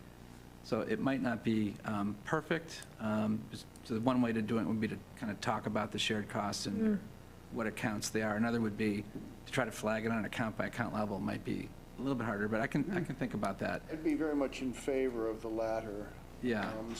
And then it's contingent upon the reader to say, oh, I have to look in the other book and find the companion number, and then I can figure out, is it a 50-50, a 60-40, and then you're spared all the detail of who's 50-50 and who's 60-40 and who's something else. You've simply said, go look at the other book if you want more information on that line item, full stop. Yeah. So I'll give that some thought. Thank you. Okay. Okay. Anything else budget book before we move on? Okay. Amenities building is next. I'm going to hopefully share my screen real quick. Oh. Is that okay if I share my screen? I'm going to share my screen. I just had it open. All right, so everybody can see it. I think our viewers at home can see it. This is basically, I lifted the last presentation that you guys saw on, I think, November 7th, and we catered it a little bit towards the asks from Carlisle in particular. I believe that Concord FinCom, I think that Parashar was at one of their meetings. So what Victor did is kind of blended it and gave me some ideas as to what would be helpful to both FinComs. So, yep. Can you tell us what those requests, what the requests are? Yeah. I sure am. And I actually have some more feedback that I haven't incorporated in, but I'm happy to look at that again. So this is pretty much, it's not quite in its final form, but I can send it to you again. And if you have any feedback from me, I am willing to take it. So we all saw the current conditions. I'm not going to go over that again. These are just the beautiful pictures from last time. This is the history, and this was all in your packet, so you have all of these things. Does anybody have any commentary on this history that's in here? Yes. So the second bullet, athletic fields were not included in the building project. Yep. So the only thing that we lost in the building project was the cross-country course and the tennis courts. We had athletic fields. I just don't want to mislead anybody. There's no, then CCA decided to upgrade them, which is a far different thing by saying we didn't have any athletic. It's just it's a little. Do you remember what the budget was for the athletic fields in the original project? None. No. Zero. There was no budget. No, because they didn't want to put the budget for the tennis courts. They didn't want to put it in. Yeah. And I don't know. So it was an upgrade, right? So, but it still is, the athletic fields were not, so could we say new athletic fields were not in the budget? Upgrades to the athletic facilities were not included. Okay. Right, which would, obviously, they would not be Upgrades. included in the building project. Okay, yep. Or upgrades to existing conditions To be were not completely included. Not included. transparent, we did have a bathroom, and we did have. Yes, and we it was should say taken that. down. It was removed. It was removed. And unfortunately, we didn't do the committee at that time, understandably, did due diligence to figure out that we would have to add all those bathrooms. Yes, yes, okay. It's where we are now, it's Where we are, yep. So if And you it's could like whenever you do a renovation, you have to come up to whatever today's code is and. Right, but they might have thought a little harder Yeah. about making that, all we did was shift it and then turf it. Mm-hmm. If we just turfed it and not moved anything, But again, it's like we inherited this, right? No, no, We I did. know. Yeah, yeah, We'll yeah, just put yeah, it in the yeah. history, We so did they have understand them. that, okay. They weren't fancy Yep, at some point. yes, yes.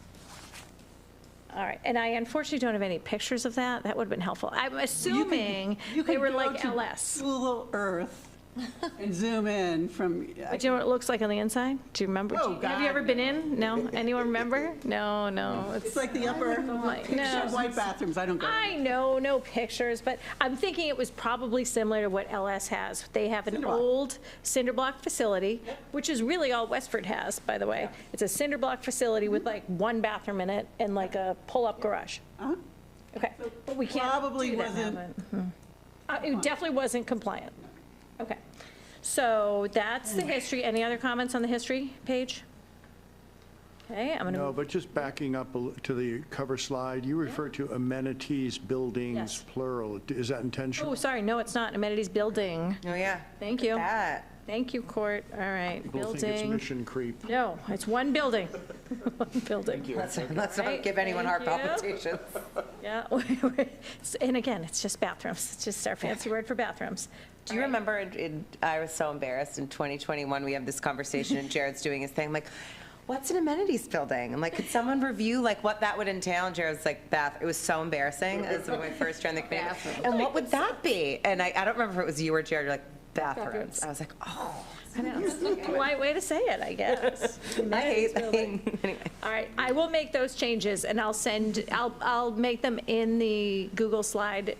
I'm not tech savvy enough to do it all right now, in the moment, or could I? Wait, could I? No, I can't.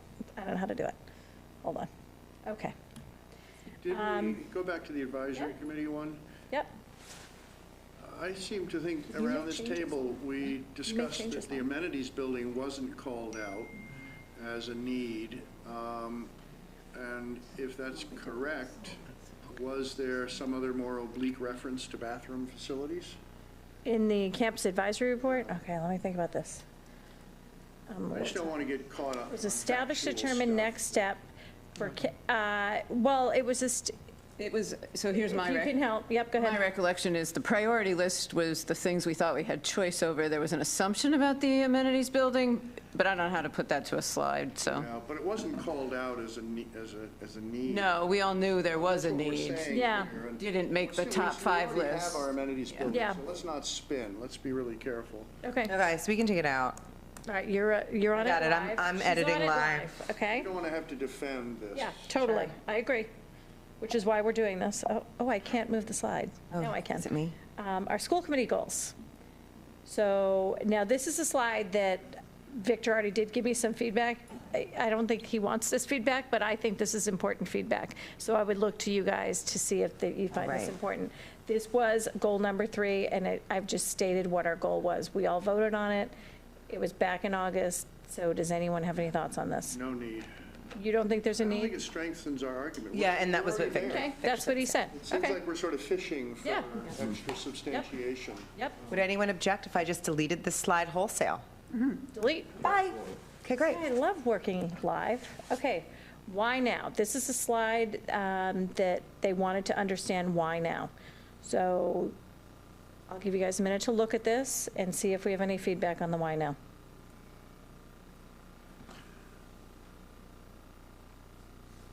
I would only offer up a question on the first bullet. Do we want to explain why, i.e. that the number of toilets or facilities, or whatever the right word is dictated by the seating, by the fixed seating? Correct. Yeah. That it's Yeah. not something as obscure or esoteric. Yeah. It's- I mean, you it's could just- Yeah, that it's a 1800 formula. cite the I gave formula. you the actual You have the plumbing code. formula, You yeah. might want to Let people know. It's- cite it, yeah. It's a formula-driven thing. Okay, Because everybody always says, why don't you have them at Doug White? Why don't you have all these? Right, I exactly. know, and that's the formula. Yeah, I would quote right out of the plumbing code Okay, that it's I sent. 1800. I sent her the link. I She's have the got it. link. Okay, great. Save a lot of conversation. Yeah, yeah. Yep. Cuts right to the Okay, chase. so we're going to cut to the chase on that. Great. That's it? We have the statement about the Leaning district against the strategic fence. plan, because I do think that that is an important factor in there. Good. Okay. An accessible portable restroom does not meet the needs of people with significant physical disabilities. How about has not met?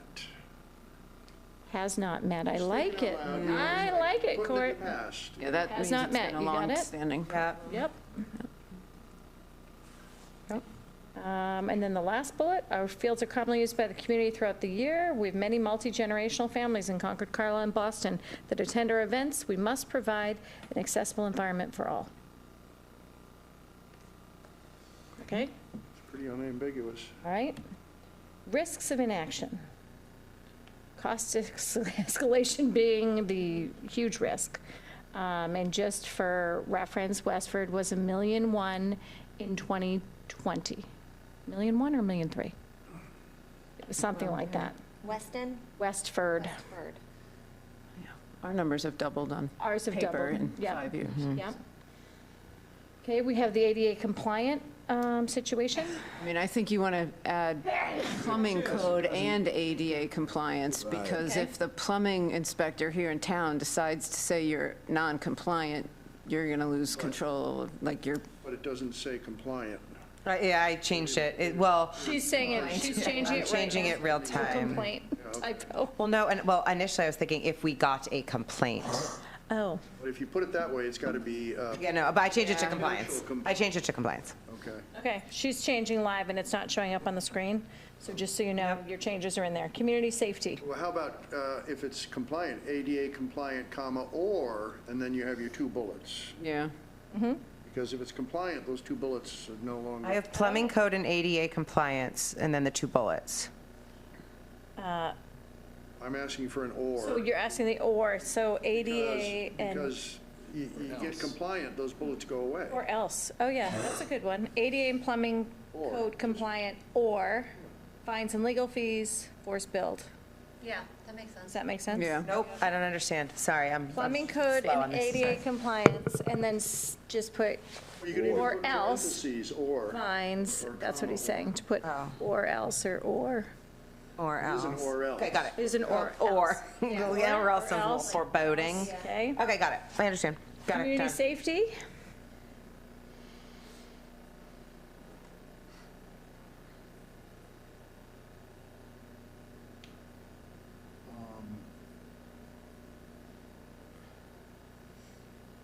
It's a little bit of hyperbole here. I don't know if we need it. I think you Could- can- Could we say, could we just make it simpler? You know, lighted accessible bathrooms are necessary. Or if you leave it, I think you have to say, for example, because there's so many other reasons it's not safe really right now. Yeah. Can wheelchairs get easily in and out of those? No, No. no. And I think the issue is, so when I read a lot about turning space, and so ADA accessible, I believe it's 180 degrees of turning space. ADA compliance is 360 degrees of turning space. So there's an actual measurement of what you need. But even then, even if you have the turning space, it's not necessarily usable. Anyone? We can just say community safety, for example, our portable restrooms do not have lighting in them. Maybe if I stop the share and start again, we can see it live. I don't know why I can't see it live, I don't but, know. oh, sorry. I'm in it. Or make it a future statement. The new amenities building will be lighted and meet the current safety codes. So, but I think that's fine. We're like jostling between the risk and like what we should be doing. Oh, right, yeah. So we need to make a choice and be consistent. So this should all Right. be risk. Risk. It Is should what all you're be risk saying. because it's called risks of an inaction, so risks. I think that, And I think that it would be not be ADA compliance or plumbing, ADA or plumbing compliance, or it would just be legal, like legal reasons. The risks of inaction are legal. Or I don't know what exactly what it is. But Non-compliance costs, something like that. yeah. Yeah. continued violation of plumbing code and ADA compliance. Yeah, or, yeah, and then for community safety, it would be like putting our community members in danger. Risk of injury. Yeah, risk of Down. injuries. Maybe if I take it out of presentation mode. That might be Just saying. why. There we go. Okay. Okay, there we go, sorry. Okay, so continued violation, so the risk of inaction or continued violation of plumbing code and ADA compliance, which could subject us to fines and legal fees and a forced bid where we lose control of the process. Community safety. All right, wordsmiths, let's go. Okay. I think it's not community safety. I think it's risk of injury, so it's, Yeah, you gotta flip it. Yeah. Make it the negative.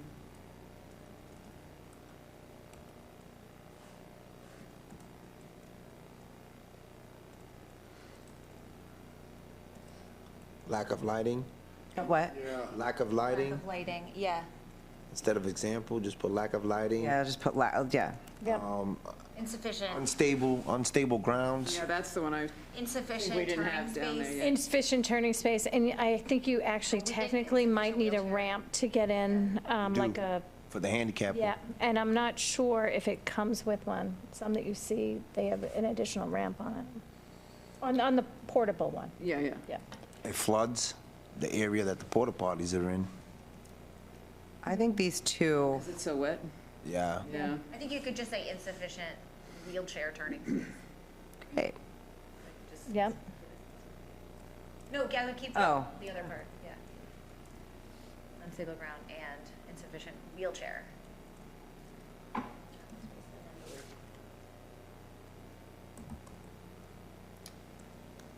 Victor also made the suggestion to move the history slide to the lead slide. You guys good with that? I'm sorry, I'm just looking through this. Hit enter again. How do I do? No, just hit enter again.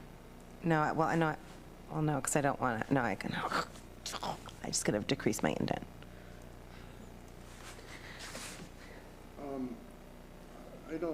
I'm not comfortable with our greatest. Yeah, I don't like it either. There was a different, when I It's not a changed this. greatest risk. We all live with a gap between what we Yeah. aspire and what we can achieve, and our strategic plan does too.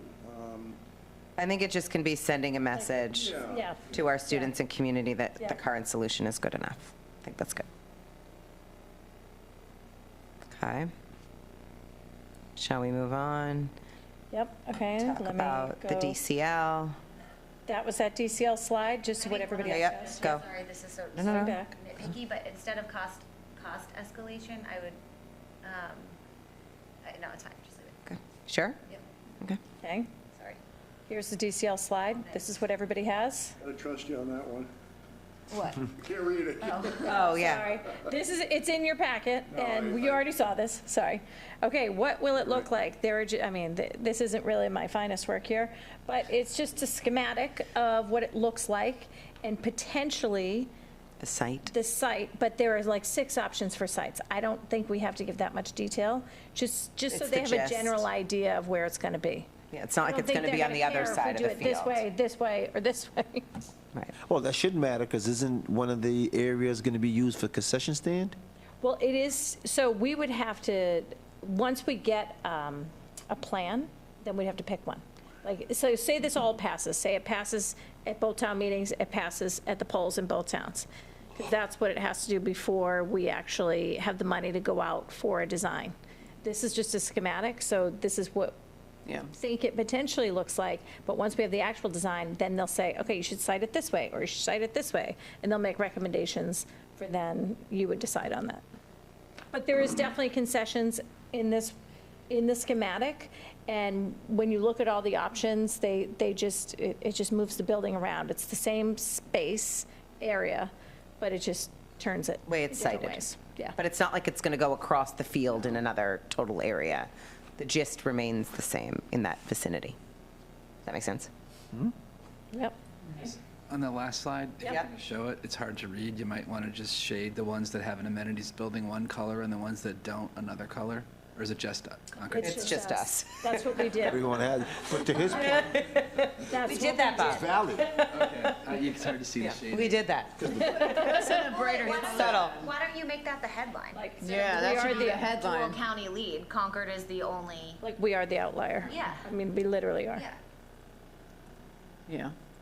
You can't really see the shading if that was the intent.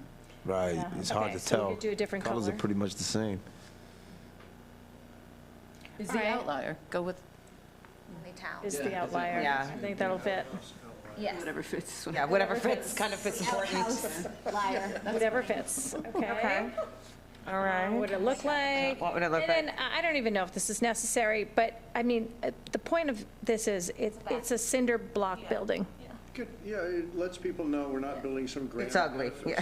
Yeah, and I will Fair say that, I think that the best part about that, in my mind, was that AED machine, because, like you There's brought up none the there. Narcan tonight, it's accessible to, it's not locked, and it's, the Narcan's accessible, like, if anybody had a problem, it's right there, so. When we first brought AEDs into the district, all the nurses said, oh, I'm gonna lock that in my file cabinet. Oh my I have to God. say, no, actually, you put it outside your office. Yeah, Right. yeah. Front door. And I don't think anybody's ever tampered with one, since Yeah. we put No. them in. So I No, won't we broadcast asked that but we asked question that. of these guys too, and it's been largely positive. And there are cameras all over it. Are yours alarmed? They are, the ones at the high school, most of them will notify Concord Rescue. Yeah. Oh, If we okay. open ours, The others it just will- make In Carlisle? Yeah. when they have to test them, they've got to call them and say, we're testing it. We're testing Don't it. worry. Oh, because it's Okay. automatic. Yeah. All right, so that's helpful. However, as long as we're on the subject, don't trust it. Yeah. Because you always have to call. send somebody to call right away also. We had a case where somebody grabbed the AED. 20 minutes later, the trainers were wondering, why isn't the rescue squad here? Yeah. Well, it wasn't working that day. Yeah. And I will say, that blue light is right there. I mean, it's literally on that side of the stadium, so it actually is great. So if somebody's going to the AED, it's like literally right there. Okay, so that, I don't know, again, I'm looking for feedback. I don't know if we need this, but this just kind of gives you I mean, it'd be good to have Westford. if they ask you for it Yeah, versus just giving them it. okay. Did they ask us for this? Do you have several schools with detail like this? So we have all of those schools back from November, but I pulled them all out with what they have. Why are we singling out Westford to keep in, I guess is my question. Most recent? Because it's the most recent, it has the cost. It's most similar. So maybe look. just reference it that Maybe way reference it, orally when you're presenting. Yeah, I think orally, yeah. Here's why you're getting this one. Yeah. Now, the only trick I will say is we have been asked not to bring slides, and they would like a narrative, but we're going to bring, Henry, the select board chair has asked us not to bring slides. I think Victor asked. Victor asked for slides. asked We're for bringing slides, and So then. we're going to bring slides. We're going to bring slides, and what I would ask is Because it's concise maybe. and it's, I think it paper suits copies if- this discussion. Yeah. So is everyone comfortable with that? It's not his personal preference, I know that. I understand, yeah. So maybe we'll bring paper copies, just. So existing conditions, I have a question. Yeah. So you've exposed storage under bleachers, which indicates that this is going to include storage, but it is Well, not. the only storage is really like a little, I don't know if it's like a mop room or whatever. I It's don't know not how much really storage you're going to get in this. Yeah, I don't think there's any. Oh, I see what you're saying, is but, so we don't want to imply that we're going to yeah. solve this storage Storage issue. problem. Yeah, I understand that. Yeah, okay. We can take that We out. can take that Yeah, out. you're still going to have that. We're Yeah. still gonna have that, Yeah, yeah. so take out those two middle pictures. Yeah. Okay, I'm gonna try We're that. not solving Take it that out. problem. I'm gonna try that. Just take it out. And the Just doing bullet. it. Doing it. I'm gonna make it look better later.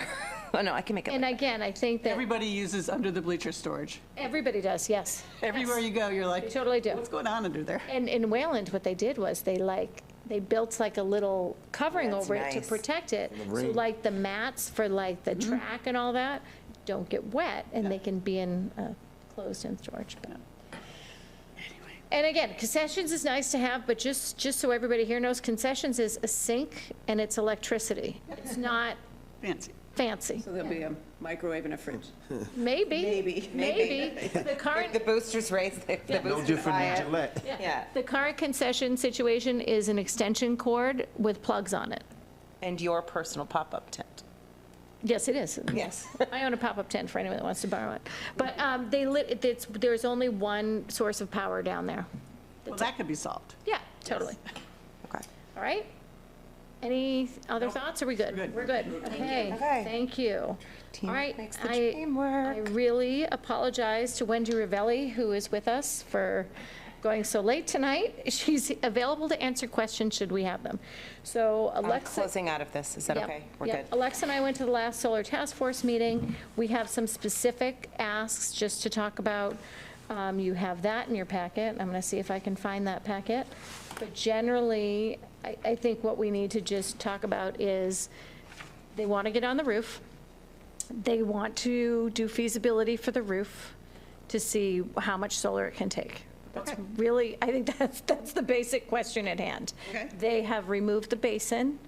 The other discussion that came out, and you can help me if I've left anything out. The other discussion that there was about the basin at our last meeting is so solar is impervious surface, which we talked about. We have to talk about this now. I'm just going to throw a few things out there and let everybody talk. Solar is impervious surface. If it were in the basin, it would need a fence around it. So that's not something that we have seen yet. They have pulled the basin off of the warrant article. So they're looking for access to the roof. They're looking for a point of contact, which would be Bob. And I would also ask that it would just be CMLP on the roof because we don't allow anybody else on the roof. So it'd be Bob and CMLP to bring designers in and figure out what they need. So tell me again about CMLP only. Well, CMLP and whoever, like solar design, whoever the professionals are up on the roof, because we can't let, a whole. We shouldn't be up there, Right. and other volunteers shouldn't be up there. Okay. Yeah. That's Oh, professionals only. Professionals only, yes. Professionals on the roof. Fiddler on the roof, professionals on the roof. Yeah, exactly. Sorry, I didn't mean it as just CMLP. Right, I was gonna say. Because I think they're talking with Solar Design Associates, so it would be kind of marrying all of these professionals together to figure out what's feasible on our roof. Yes, and our facilities manager needs to be there too. Like, they have to be in a way that doesn't impact us being able to maintain and access our HVAC units. If you remember, we had a crane removing a unit there and installing, like, you don't want to. So what would be the timetable for this? Do we have to wait for town meeting? They want to do No. something before? I think they're interested in getting on the roof so that they can get some type of feedback, would you call it? Are they moving? No, I forward? think Design? detail. Detail. An evaluation A plan. of what's up there. A plan. Yeah. So in effect, at this stage, are they looking for a formal Yes. intention on our part to partner with them, subject to Yes. They want. to the plan that will Essentially, they want our permission, blessing, whatever verb we want to select to pursue the roof. Anybody have a motion? Well, we got it in we have action items. We have it in action items. No, but it would help me in this discussion if I could get a preview of the motion. Well, I'm actually gonna share one more thing before. I'll try to write something. Is it linked in the? No. No, because we didn't it's know in the where it would packet. go, so for example, I'm not going to bring this up because this stuff gets so complicated. Like, so for example, one of the things that they said, so when you look at the partnership elements, which is in your packet, there's 7 bullets up at the top. They said, for example, one of the things that was not a make or break was bullet number 2 with the acceptance of a battery. So we wanted, and again, I don't, that's not something I'm considering taking out, but we wanted to have some flexibility in the conversation tonight, I think, so that if people had concerns or wanted to finesse some of these partnership agreements, so that's, I think, why we didn't put, ironclad language in the motion, so that we could have some flexibility in the conversation. So I've shared for you on the screen, I'm just going to go through the bullets. Confirm the location of the solar site, which is the rooftop, for immediate consideration. Comments? I think you should wait for the evaluation before you decide on the rooftop, because to Bob's point, you know, you got a lot of heavy equipment that requires cranes. And if you have solar panels blocking these equipment, it's going to be real tough for you to maintain and upkeep a lot of that heavy equipment. And from what I've seen from a distance, there's not a lot of space up there. You have a lot of equipment on that roof. What I meant was there might be certain spaces that we can't, but like. Your space is very limited. So if an evaluation of how much space you do have, this is why a lot of the other schools have a lot of their solars in the parking lot. Because their roof is just packed. Yeah. I mean, if you get close to some of these condensers, they're huge. They look small from the ground, but when you get up there, they're a good 25, 30 feet. Yeah. And I think that the only information that they have from that Cadmus report is from like, almost like a Google Earth image. So like they can see what's on top, but without getting on the roof, they can't even determine what the roof can take because they have to be physically up there. Then it goes back to the structure, because the school wasn't designed for solar panels originally. So is it going to be able to hold that weight without having some structural improvements? So again, it's Our answers to those questions, which are the necessary questions, are they kind of embedded in this? Yeah, I think the takeaway I had was they're looking for access to do that feasibility and answer everything you just very appropriately named, so they can share it with the committee, and then an iterative process happens as to what's doable up there and what's not. So I read confirm location, meaning what can you do up there? Yes. What can you do up And there? They have to do the cost-benefit analysis. Is it Yes, exactly. So Well, So could a when motion we've be been, just about a feasibility study? well, I don't want to, we'll ask Wendy to speak on that, maybe, but I don't want to restrict the language, you know, necessarily for them, but, you know, the way that in our conversations, as I've listened to them at the Solar Task Force, and had some conversations about this, they keep referencing, like, the proverbial chicken and egg. So they're saying to us, because these feasibility studies, for example, are expensive. So to do the fact-finding, Domingos, that you're talking about, costs money. And so what they have kind of said to us is, unless you give us an indication that you're amenable to this, we're uncomfortable spending the money that is necessary to ascertain whether it's doable. So does that make sense? So before we have to give them a signal, hey, you can go on our roof. We can do this. Go figure out if it's doable, and we support you spending the necessary dollars to understand and do the studying to make that happen. And So that's really all they're If asking. everything works out, you're going to get And then- another yes. Yes, exactly, right. And now, because we don't have the details, because you don't have. Well, and they don't have the details, like, they don't, Okay. So I think that's. So that's number one. There's no guarantees either. Like, we did a feasibility study in this building for the HVAC, and it turned out it was going to not be cost beneficial. So, you know, we don't want to create the expectation that just because we do the feasibility, that it's going to be something that gets done. Right. And that's what that says, right? Yes, exactly. And I think that in terms of like over the parking lot, everything I've heard, it's like 3 times the cost. Which is why. To install, which is why they're not ready to go down the parking lot road.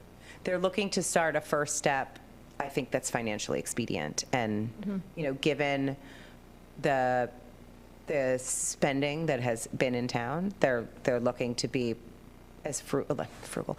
They're looking to be as financially cautious as possible. I don't think it's ruling out by any stretch of the imagination the eventuality of potentially having parking lot canopies. I think that will, you know, be something that they continue to look at, but not for this year. So we are really just looking for this year, giving them the opportunity to pursue a feasibility study to determine whether this is possible so that they can advance their warrant articles and their plans. Now, do you have a list of schools that do have panels on their roof?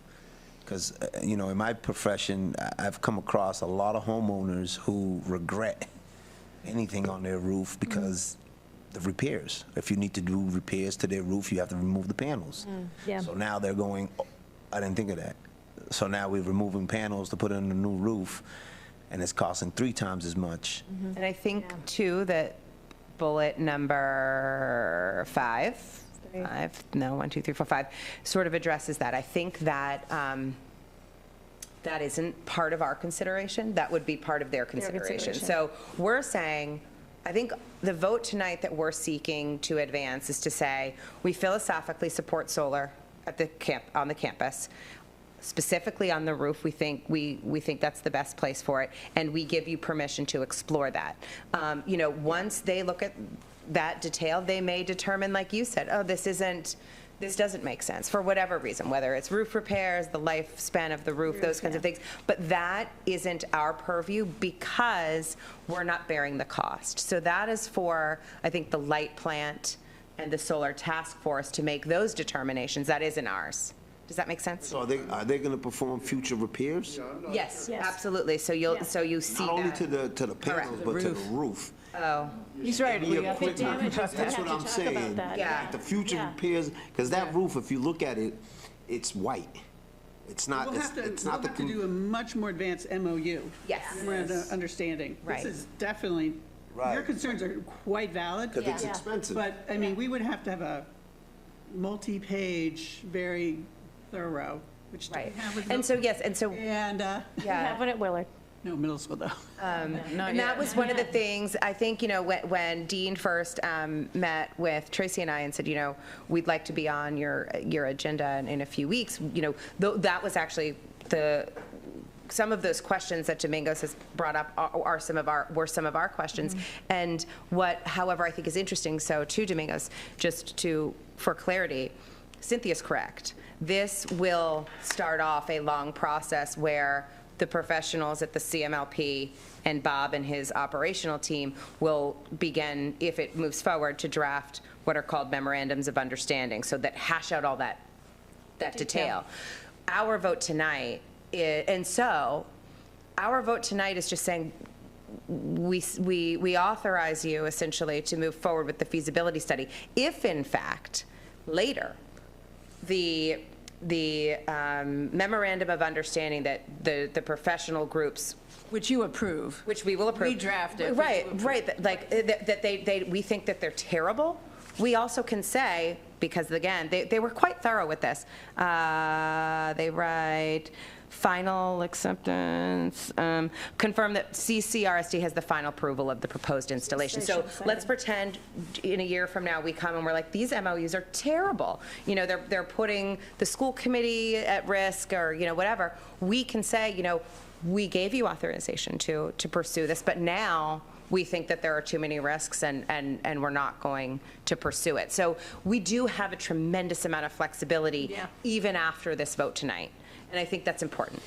So the way I read this is we are authorizing the light plant to conduct an analysis with some assurances that if the analysis brings forward a plan that is workable to them and workable to us, we will approve the go forward. Yes. So I guess future school committee. For a Future school committee. I know it also gets tricky. We don't like this. I'll be enjoying the benefits of your work from some other location. But as a practical, what is the immediate outcome of this quote-unquote preliminary partnership agreement? Is it a report prior to town meeting and a refashioned town meeting article? So I really think that what Dean is looking for is to be able to go to the select board hearing and be able to say, the school committee is in support of solar on the roof. I think that is really. Could we ask Wendy? Wendy, you're here, and you've been so patient, and I would love for you to sort of weigh in on our discussion and see if we've captured it correctly for our members and you agree with sort of the main gist of what we're saying before Cora falls asleep or starts crying. Just kidding. Substitute any of our names in there. Spot on. What you're saying is exactly, in principle, what we're looking for, which is your general philosophical support and authorization to move forward with feasibility. And ideally, you know, we would have feasibility done, that's going to inform the actual financials of the proposal and validate the feasibility and the pricing. Ideally, we want that done before town meeting for a final vote. I don't know if it's going to be possible to get all of that done before the select board hearing, but we try to do as much as we could. And is that select board hearing February 24th? Am I getting it right? 27th. 27th, okay. We have another meeting before there. It's Monday. That doesn't sound right, though. But we want to turn them loose. No, yeah. They need us to do it tonight. Oh, no, I'm just saying if there's more questions or whatever. Oh, yeah. And I think we can just continue to be in touch if we have questions, or if they have questions for us. And then let me just go back to those bullets. I do, the second bullet, confirm acceptance of the battery as solution component to CCHS campus. Personally, I'm not ready to do that yet. I don't know how anybody else feels about that. Like, I feel like we have to look at feasibility first to see what we're talking about with solar. Because if it's not even, say it weren't possible. Say they come back and they say, oh, wow, this is too much money. We really don't have to go to that next step. I think that's kind of a step 2 situation, but. And they've got That's fair. I mean, that was optional. Yeah. We discussed it with Dean. Okay. Does anyone have any thoughts on battery? Let's see if it'll work. And Wendy, correct me if I'm wrong, there's more than one funding mechanism to make something like this happen. We can bring in an outside party, or you can, I should say.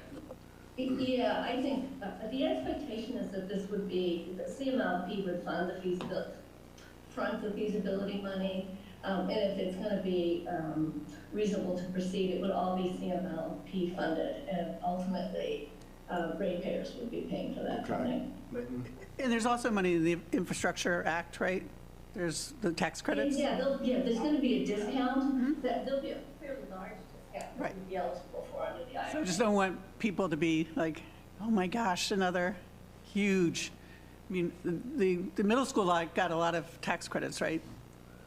Right, and it could be upwards of 25.5%. Yeah. It should be, anyways, at this point.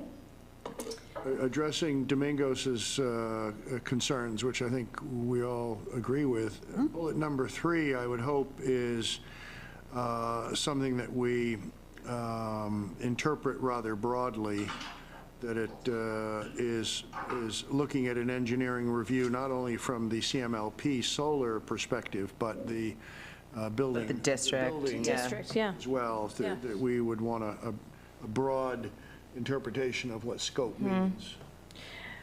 So, so when you're looking at these, I mean, I think that we can agree with number 1. We're not ready to do 2. Number 3, confirm the entire areas within scope. I don't love the word entire, so I think until we know what we can put on there, can we just leave that one out for now? Just determine the scope? Just determine The the intent was to be able to look at everything, just so we could understand where it's solar ready. I think that was. And again, we have approval of the final siting, so I think that leaves us with the necessary flexibility. Obligates us Those to do two. nothing. Yeah, Right. So I'm okay with it. It simply obligates us to tell the light plant that if everything looks satisfactory to us based on this Both feasibility parties. study, we don't see the school committee being an obstacle. Correct. Exactly. Point. Yep. Could we be later? That's within our legal rights. Right. But, Yeah. Right. but we're declaring a sentiment that we hope this will work. Okay. All right, so the proposed siting, that's good. Confirm the entire cost of engineering, installation, maintenance will be borne by CMLP. I think that is critical. That's a critical one for me. Anyone else? Yes. Critical, okay, got that one. Confirm all revenue from energy generation will accrue to CMLP, so we will not get an offset in our electricity costs at the high school. Not a direct one. Not a direct one. Check. And because we did talk a little bit about this. I don't want to complicate it. Which I we're made not it so gonna complicated in their meeting, and She I made it very complicated. Sorry. But they probably can't afford it. No, yeah, we're saying, okay, borrowing. we are borrowing our roof. Provide a CCS RSD appointed single point of contact, which I suggested Bob to be that person. And Bob, you and obviously it's Bob, but if you're going to bring Russ up there, obviously. Definitely. Yep. And then the solar task force considerations, these were just two other things. The partnership affirmation provided to the solar task force prior to the select board hearing date on February 24th. So in our vote tonight, I think that will take care of that. And then there was just something about the drainage basin is not under consideration this year. And they would like to retain the basin site for future consideration. So just a discussion about that before we move to a vote. I'm comfortable with that because they're going to tell us if they want to reconsider it. Right, and we have the right to and we're going to say, no no, you again. can't study it.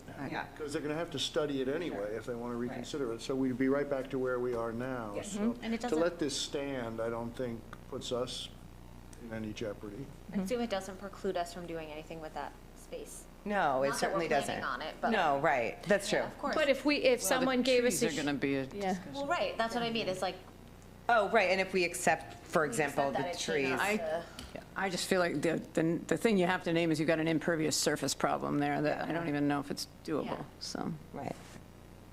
But again, to Carrie's point, it doesn't, just because they retain the right to consider it if the existing conditions don't change, that's fine. And the answer is yes, you do until you don't.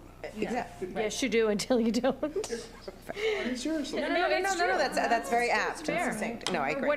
What if we had a donor gave us an enormous donation, wouldn't it be wonderful? And we wanted to put a greenhouse there because it's not impervious surface, or something else there, or we have the 250th trees there that they've brought that to us. We have to accept anything that goes there anyway. Right. Right, with this, that, or the other thing, you know, Right. any things. So yeah, I'm okay with all of this. So if I'm hearing you correctly, Tracy, we are comfortable with all the bullets except for bullet number 2, which is Yeah. about the battery, just because it's the most confusing part. And they said it's not a deal breaker one way or the other. Yeah. Okay. So when we take a vote, we're going to be really creative with our motion language. And does the vote then get wordsmithed into an MOU, a partnership MOU? Well, I don't even know if we're at that point yet. I don't think so. I don't think we're there yet. They just want Yeah. permission to. No, I don't think we need it. Or we to agree just- with this in concept? Bring us what you got when you complete. Yeah, I agree, yeah. Do you would agree? I agree. Everyone? Okay, so we'll deal with the vote after. This is really a jam-packed This is agenda reminding me of tonight. 2020 in our 5-hour marathon meetings. My son said to me today, he was like, when do you think you'll be home? 7. I said, oh, no, I think 9. And then he goes, remember, Mom, when your meetings would start at 5 and you'd be in the dining room and they wouldn't end till after 10? I'm like, fortunately, I do remember that. Yes, that's what it is. Okay, what's next? I will just ask Wendy, do you have any other additional comments or thoughts, or do you think we're in the right path, what you're needing? No, you got it all covered. Great. Great. Thank you so Thank you, Wendy. Thanks for coming. All right. The last item, materials for February 12th meeting with the Select Board. Those are in your packet. You have a full folder of those. If anyone has any questions on additions or anything else, now is your time. Thoughts? Are you good with me sending all of that along? Because I have not sent anything yet. And we did let the Select Board Chair, who did request the documents on the 29th, that we just wanted to be able to show them to all of you first and send them after, so. So what would else are we be- sending besides the presentation? Let me open up the packet. Everything's in that packet. Do they really want to discuss all those things? I'm kind of confused. Yes, they do, actually. The only things that are additions, there were memos from Bob that were in there that deal with the change to the regional budget. There was their original request is in there. Amenities building. I think that, Cynthia, that they really just want to reserve the right to ask questions about a wide variety of budget-related issues. I did put the campus advisory report in there because that gives background. We have the budgeting and capital from July 20th when we met with the Concord Finance Committee. Let's see, I did put the amenities building, the other slideshow from November 7th, the CPS capital that we saw on January 6th, the debt service schedule. Carlisle had asked us for that before, so that's in there. on the amenities building. Okay. There's also the presentation on May 7th from the Campus Advisory Committee. I like to have more than less. The superintendent's budget for FY '25 on CPS and the region. The OPEB funding schedule's in there. And I think that covers it. You should just turn this into a book. Is that the revised funding schedule? I believe it is. I'm going to just double check the date. If you could just take a look at that. It says, I think it is. Oh, wait, this comes from the June 23rd audit, so no. That's probably the wrong document. Oh, no. I'll check. Okay. Which one? That'd be awesome. I did get a question from the town about it. The OPEB schedule? Oh, got it. Okay, so that'll come out and get swapped in. And you will forward all of this to... Yeah, I'll wait to hear parties. from Bob, and I will send it along. These are all documents that we've seen, we've deliberated in other meetings. And again, I think... But I'll say it's really hard to go back and find all those in the meetings that we had them, and it was a little project that took longer than I thought. So it's kind of like the budget book. That's Once good. it's in one spot, you have it all together. Okay, any other questions on that? Nope. Nope, okay. All right, we're on to Our action item. our action item. So solar at CCHS. We don't have any motion language in there. I would be very grateful to any member that would like to craft a motion, or I could entertain a motion to accept the partnership proposed by the Solar Task Force with the exception of the battery. Before you second it, you were really not accepting a partnership yet, except for No. purposes of a feasibility study. Okay. So I think we need to make that a little clearer. So would we make a motion? Can't we just make a motion to say we approve the Solar Task Force to do a feasibility study? As outlined and discussed this evening. As discussed this evening. With the exception of the battery. Great. Yes. Carrie, Wanna move that? you want to put that all together in a I motion? still want to learn about the feasibility of the battery. Right. Yeah. And Yeah, I don't think, now's the yeah. time to do it. So I could don't we think do it matters. feasibility of the roof and the battery? Yeah, because we don't have to say yes or no to Right. an ask wholesale. We Sure. can à la carte this if we have to. Okay, But we won't know if we don't know. Go back. That means Your motion Carrie's was good. motion Is it, I would just. So I didn't, I'm going to withdraw anything that I Motion them said. to Go a ahead. feasibility study and that, but just because I know, we had this problem in Carlisle. We had people spend a bunch of money to do a feasibility study on a building. And then they came to us and said, can we use it? And we said, no. Yeah. They're like, we spent all this money. Well- Why didn't you come ask us first? Right, We yeah. would have told you no to the get-go. Yep. No, it's, Implied in our approval is a sentiment that if it all looks good to us. Yeah. yeah, we can, Yeah. I will second Would that. you care And to? to their Would you point, reiterate why your would they motion? want to Motion, spend yeah. this money if we're going to say no? So we at least have to say we're open to it. I make a Carrie- motion to allow the Solar Task Force to do a feasibility study on the CCHS campus. Second. Any additional discussion? All in favor? Aye. Opposed? Okay. Thank you to the Solar Task Force for all your work on this. And then we have one more vote to approve the, I know, look at you guys packing up. What are you thinking? sorry. This is an important matter. We might have discussed it at great length. No, I'm just kidding. We have the school calendar that you have with, we saw it for the first time last week. Right. Lori, would you have anything else to add to that? I don't. No, great. Hoping you Nope, didn't there's give me nothing any else to feedback add to last it. time, so We I'm hoping gave- you're voting it Yep, tonight. and just a reminder that we did give the feedback last time, and I will reiterate again that the half-days will be added later at CCHS. So I would entertain a motion to approve the 2024-2025 school calendar for Concord Public Schools and Concord Carlisle Regional School District. So moved. Second. Second. Any further discussion? No. All in favor? Aye. Aye. Thank you for the work, calendar committee. And yes, and Can I ask a quick question Yes. about this year's calendar? Yeah. Did we have a snow day here? No. no. Okay, that's, I'm like, we did Not it, yet. we did in Carlisle, but I didn't think we did it here. Oh. We had like a, You're further north. No, you had a, it was like, it wasn't water the day snow, or it was, something. yeah, it was. It wasn't weather. It wasn't weather, it was the, Something yeah. else. Something, Okay. a pipe, Jim was pipe like, bust? Yeah, don't Yeah. pay any Yeah. attention, that has nothing to do with Right. you. Okay. Oh, we just had no water in the building, period. Oh. But it count, you know, they, would people call that a snow day. Day, yeah. Yeah. That's the way With you would that, use I it. will adjourn the region.